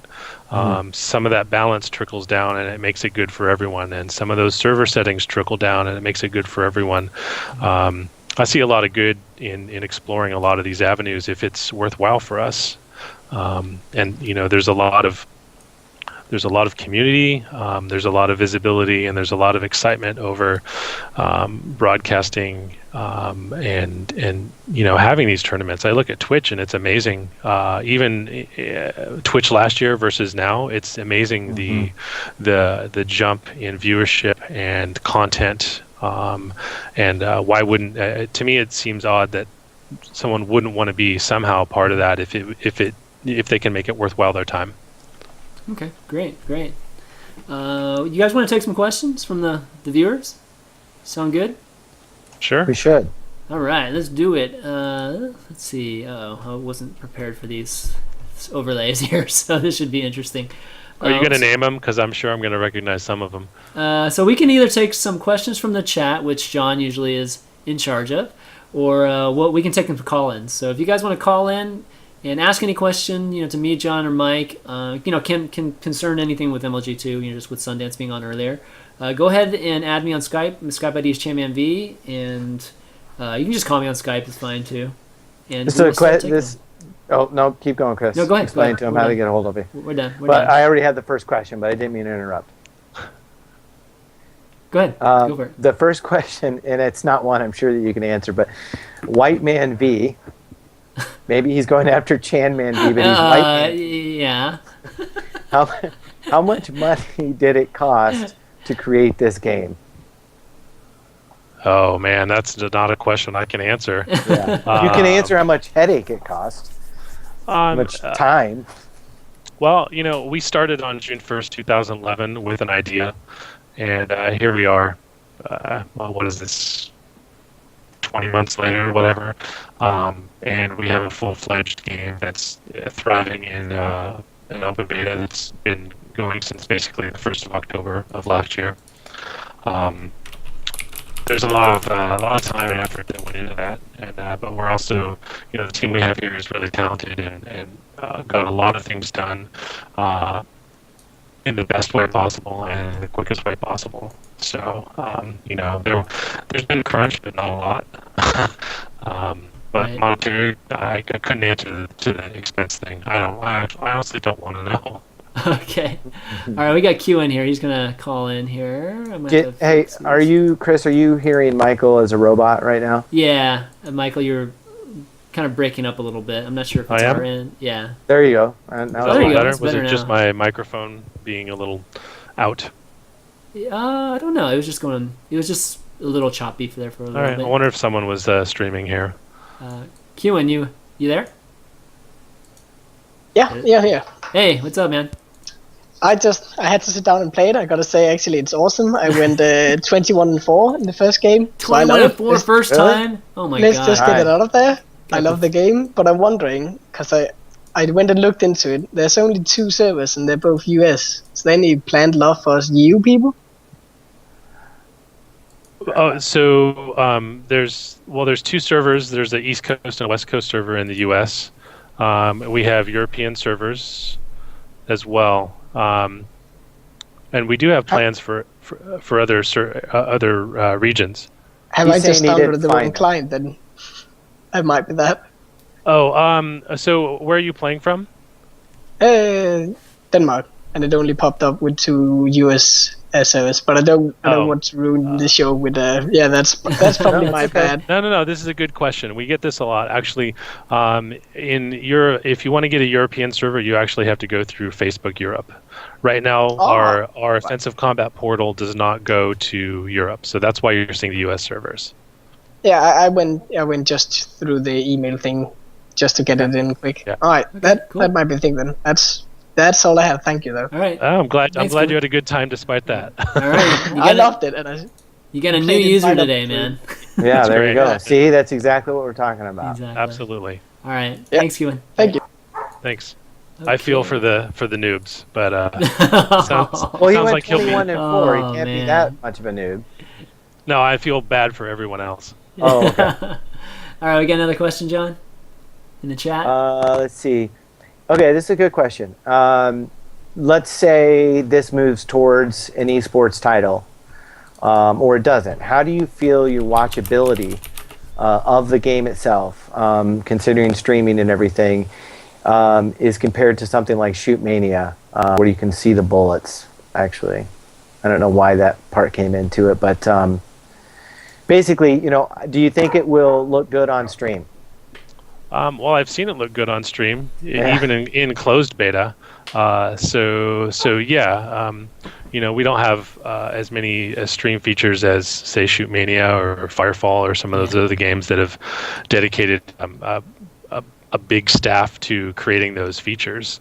But we've talked with a lot of broadcasters, John and friends of John's, about what their wants, and we're moving forward on some of that stuff, and we'll get there. But right now, we can't have parity with some of those bigger teams, just because it's a huge resource drain to try and do that stuff, and it's a little bit to do that stuff now would be putting the cart before the horse. But I can see us growing into that as the demand grows. Well, I personally think it looks good on screen because you get to see people pulling other people and teabag them.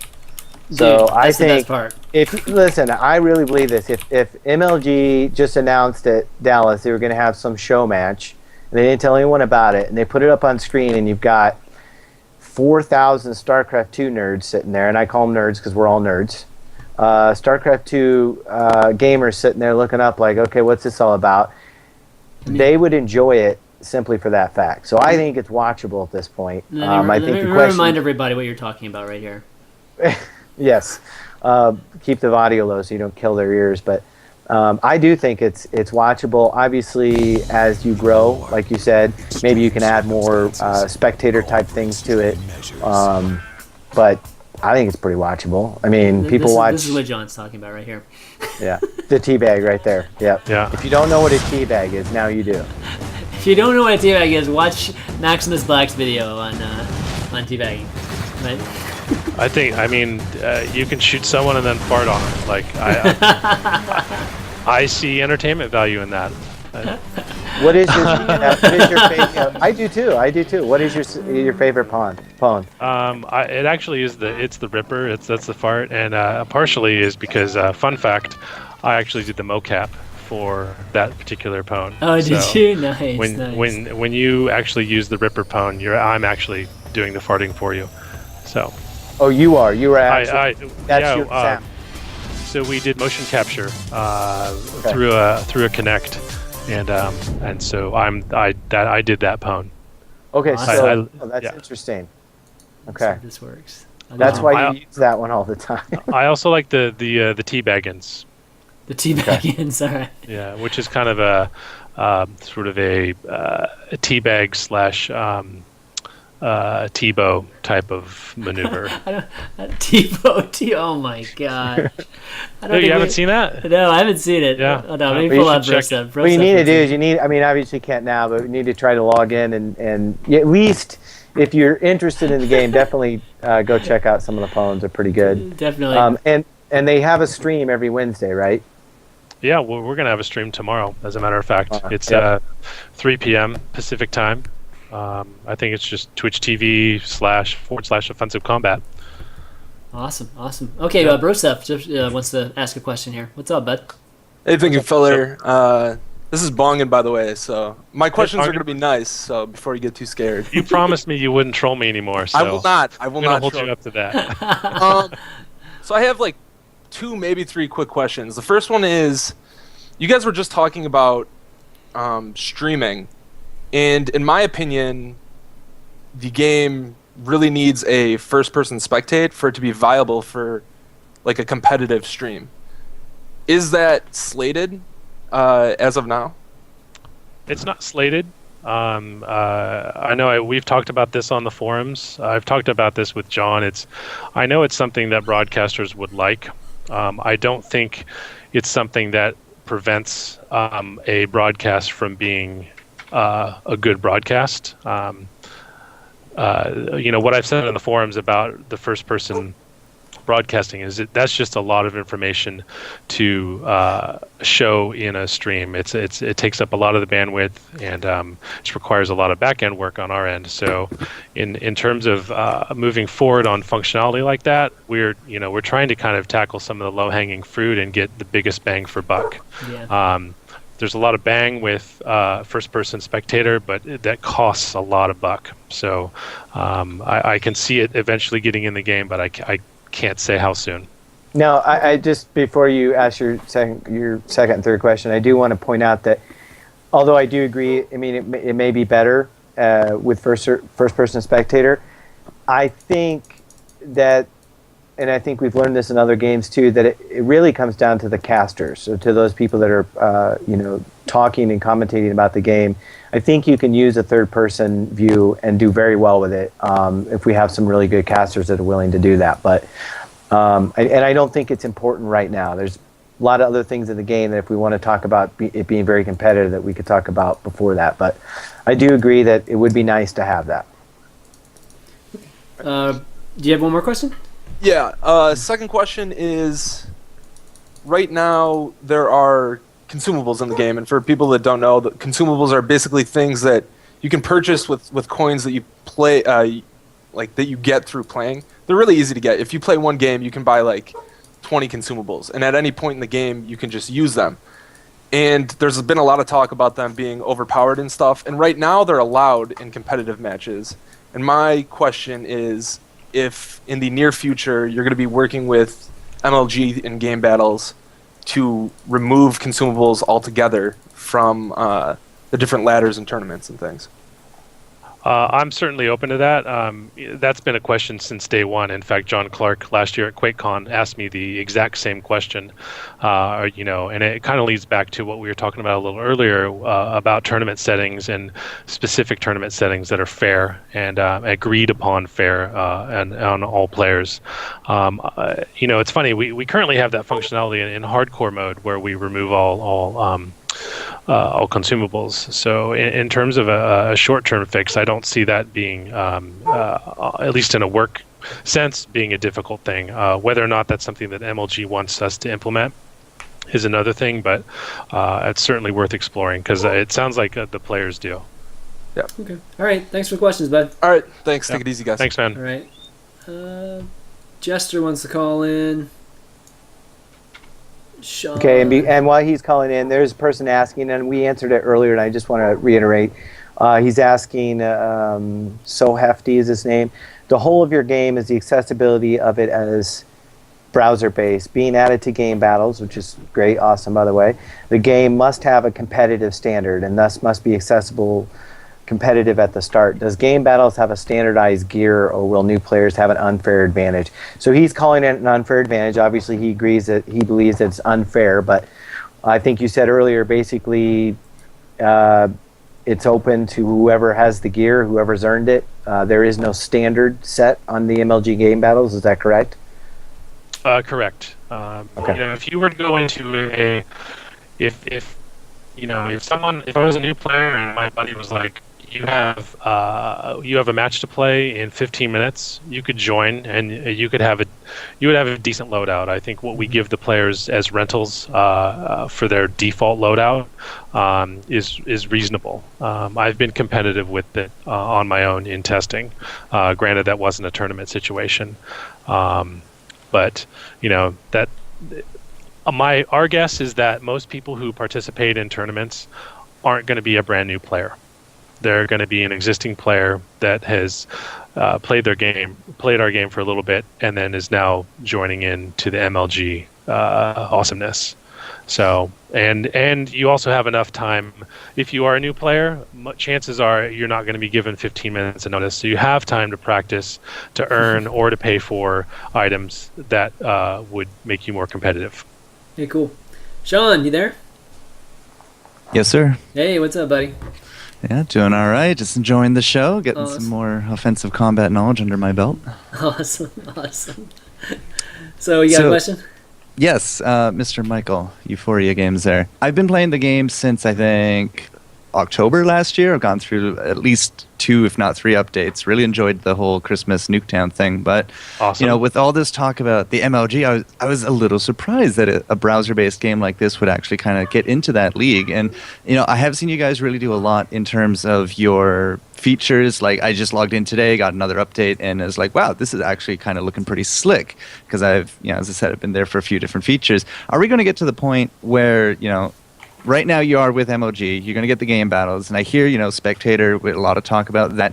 Are we going to get to a point where maybe we can even just, as a player, join in and just spectate my buddy? Like, I'm playing with John got into a game, I got to wait for him to get out, I can just go in and spectate him. Would that kind of be on the list down the line? It is. You can currently do that if the match isn't full.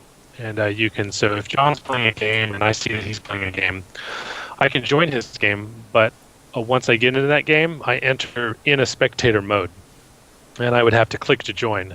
So if I never clicked, I have some spectator controls where I could fly around. I could choose a player to follow along and watch them play. So you could currently do that if they're just playing a game, and I believe that also works for the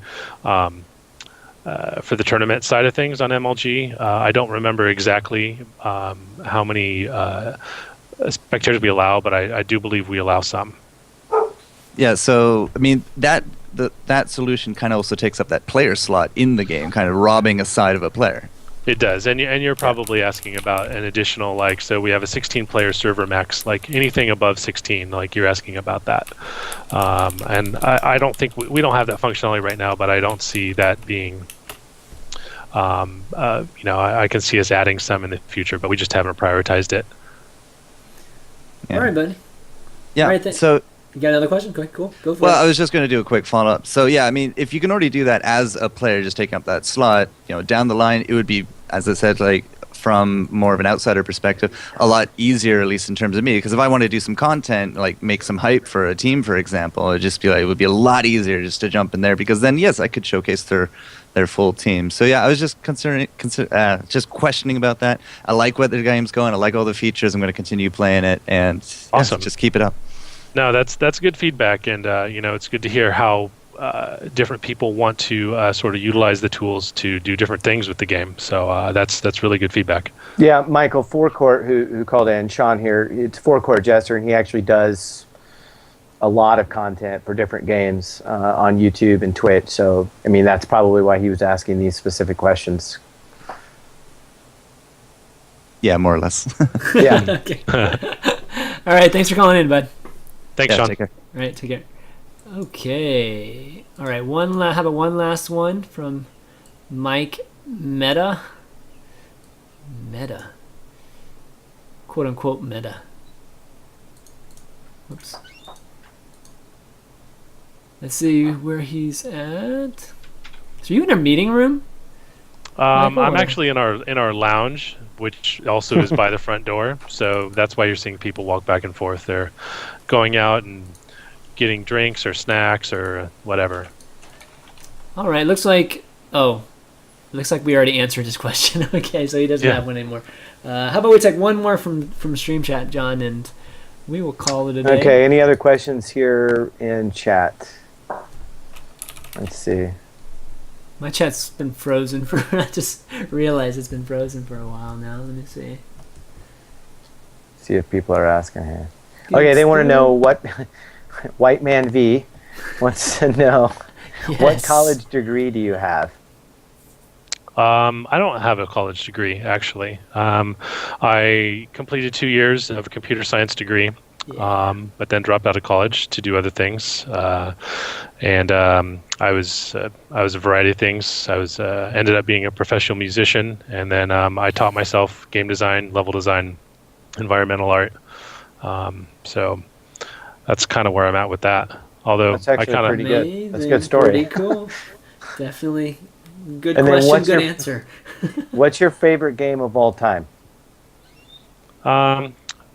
I'm going to have to say Unreal Tournament 99 because that's really the game that got me where I'm at today. If it wasn't for that game, I wouldn't have discovered Quake 3, even though Quake 3 was a little bit before it.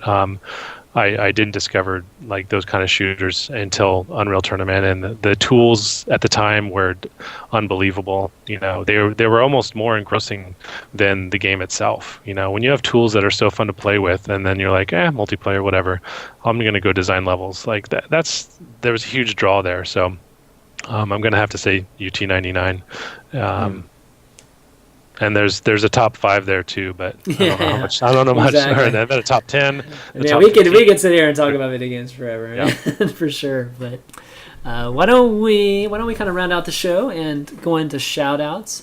It was a real pleasure having you on, Michael, and hopefully again we'll have you and Dusty on to talk about when you guys get 500,000 likes on Facebook. I hope so. That sounds great. Or when you guys actually are on the MLG card for their main events and stuff. That would be amazing. But it was a pleasure having you on. But do you have any shout-outs or thank yous you want to do at this point? Well, let's see. Shout-outs to Dunham Smash or Jeremy Dunham for helping me get my Skype knowledge up. So he kind of hooked me up with... I know Skype's not a real complex program, but he's my IT guy when it comes to community.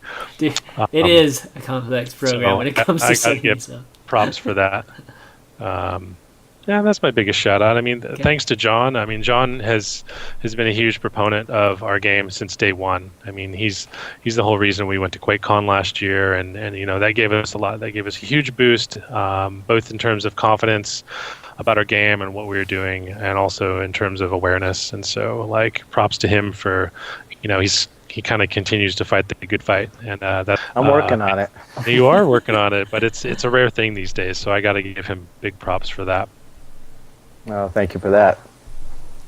John, you want to do shout-outs? Shout out to these guys for making a really cool game that you can teabag somebody in and talk trash, because we've said this before, we need a lot more of that in esports, especially since we hang around StarCraft 2 players a lot. It's nice every once in a while just to hear good old-fashioned trash talking. Do they not trash talk? Well, first they call it BMing, which is like bad-mouthing. So right there you can tell that their idea of trash talking is... bad mannering, yeah. That their idea of trash talking is quite different than what you and I probably grew up in FPS games. It's like polite trash talk, I guess, is a way. Interesting. But, and they don't like it. They don't like any of it. I personally love it as much as some people dislike it. We need more of it. Anyway, it's a great game, and we need more of it, and we need more FPS, even if it never makes it to the ranks of an MLG live event. I know that plenty of organizations will support it, and one of them is a shout out for me, which is the International Gaming League, and I continue to talk a little bit more about it each time we have a show, but it's you can go to playigl.com and refer to get a beta key. We're going to have open beta real soon with lots of show matches coming up, including for offensive combat. So I'll be talking with you probably later just about if you have any ideas for how we're going to do that, but we're going to do some show matches for it. Lots of show matches for lots of different games. Shout out to Chris for always finding great guests to be on the show. And shout out to Sundance for coming on and not showing me up with his beard too much. And for those you showed me up with my 5 o'clock shadow. You do have a 5 o'clock shadow, though. Can you see it? Yeah, that is good. That is good. Now, I wanted to address something real quick before we get off, because some people wanted us to ask some real hard-hitting questions with Sundance, and we'll get to that. He even said at break, or even before, didn't he? He said, just ask me anything, right? Well, he said, bring it on. I love it. We have some good ones. But we didn't have a lot of time with him, so we wanted to make sure we got to some of the important things that are coming up with MLG, and especially leading into offensive combat and game battles. But we hope to have Sundance on later. We will definitely other MLG folks too, like Adam and those guys too.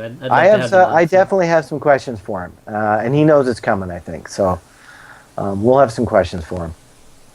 All right, I'll just round it out with my shout-outs. Just to our first off to our guests, Michael and Sundance, for coming on, and I think it's been a fabulous show. Hopefully, you guys have learned a little bit more about obviously what U4ia's games are doing and MLG GameBattles or MLG Play, that what it's going to be rebranded as. and as well as just finding out more of the details for MLG Winter Championships in Dallas and all that good stuff.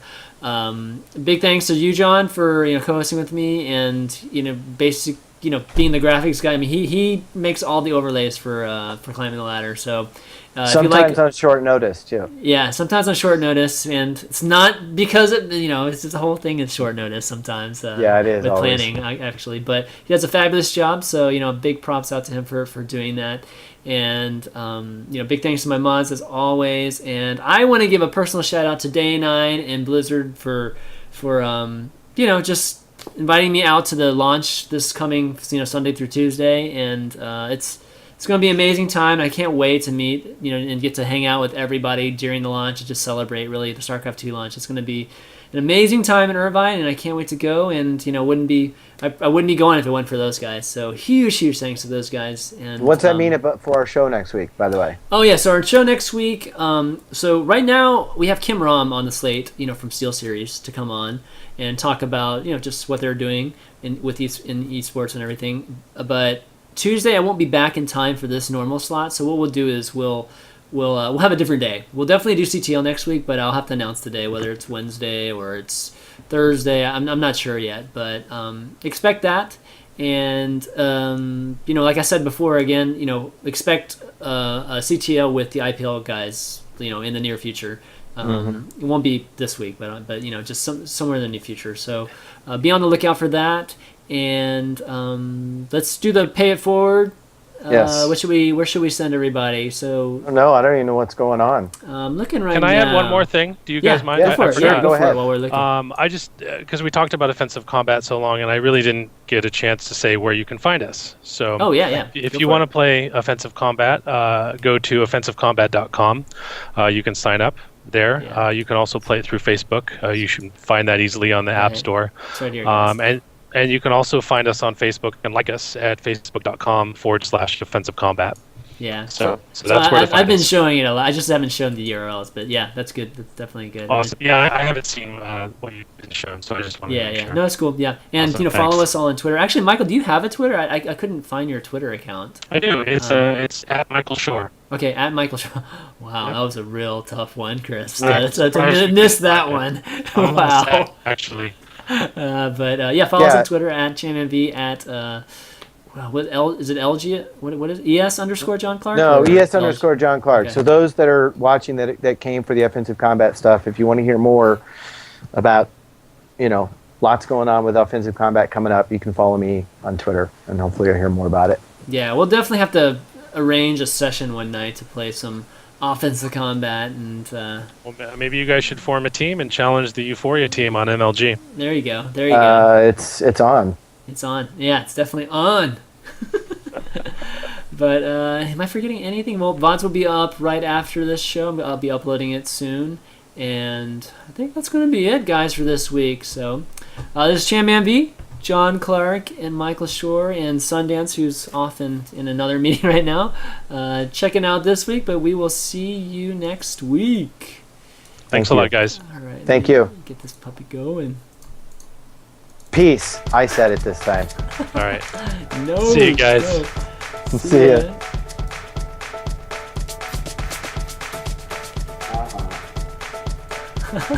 So they can't hear us right now, right? No, they can't. They can't. They can't. Say what? They can't hear us, but he left a little too early there.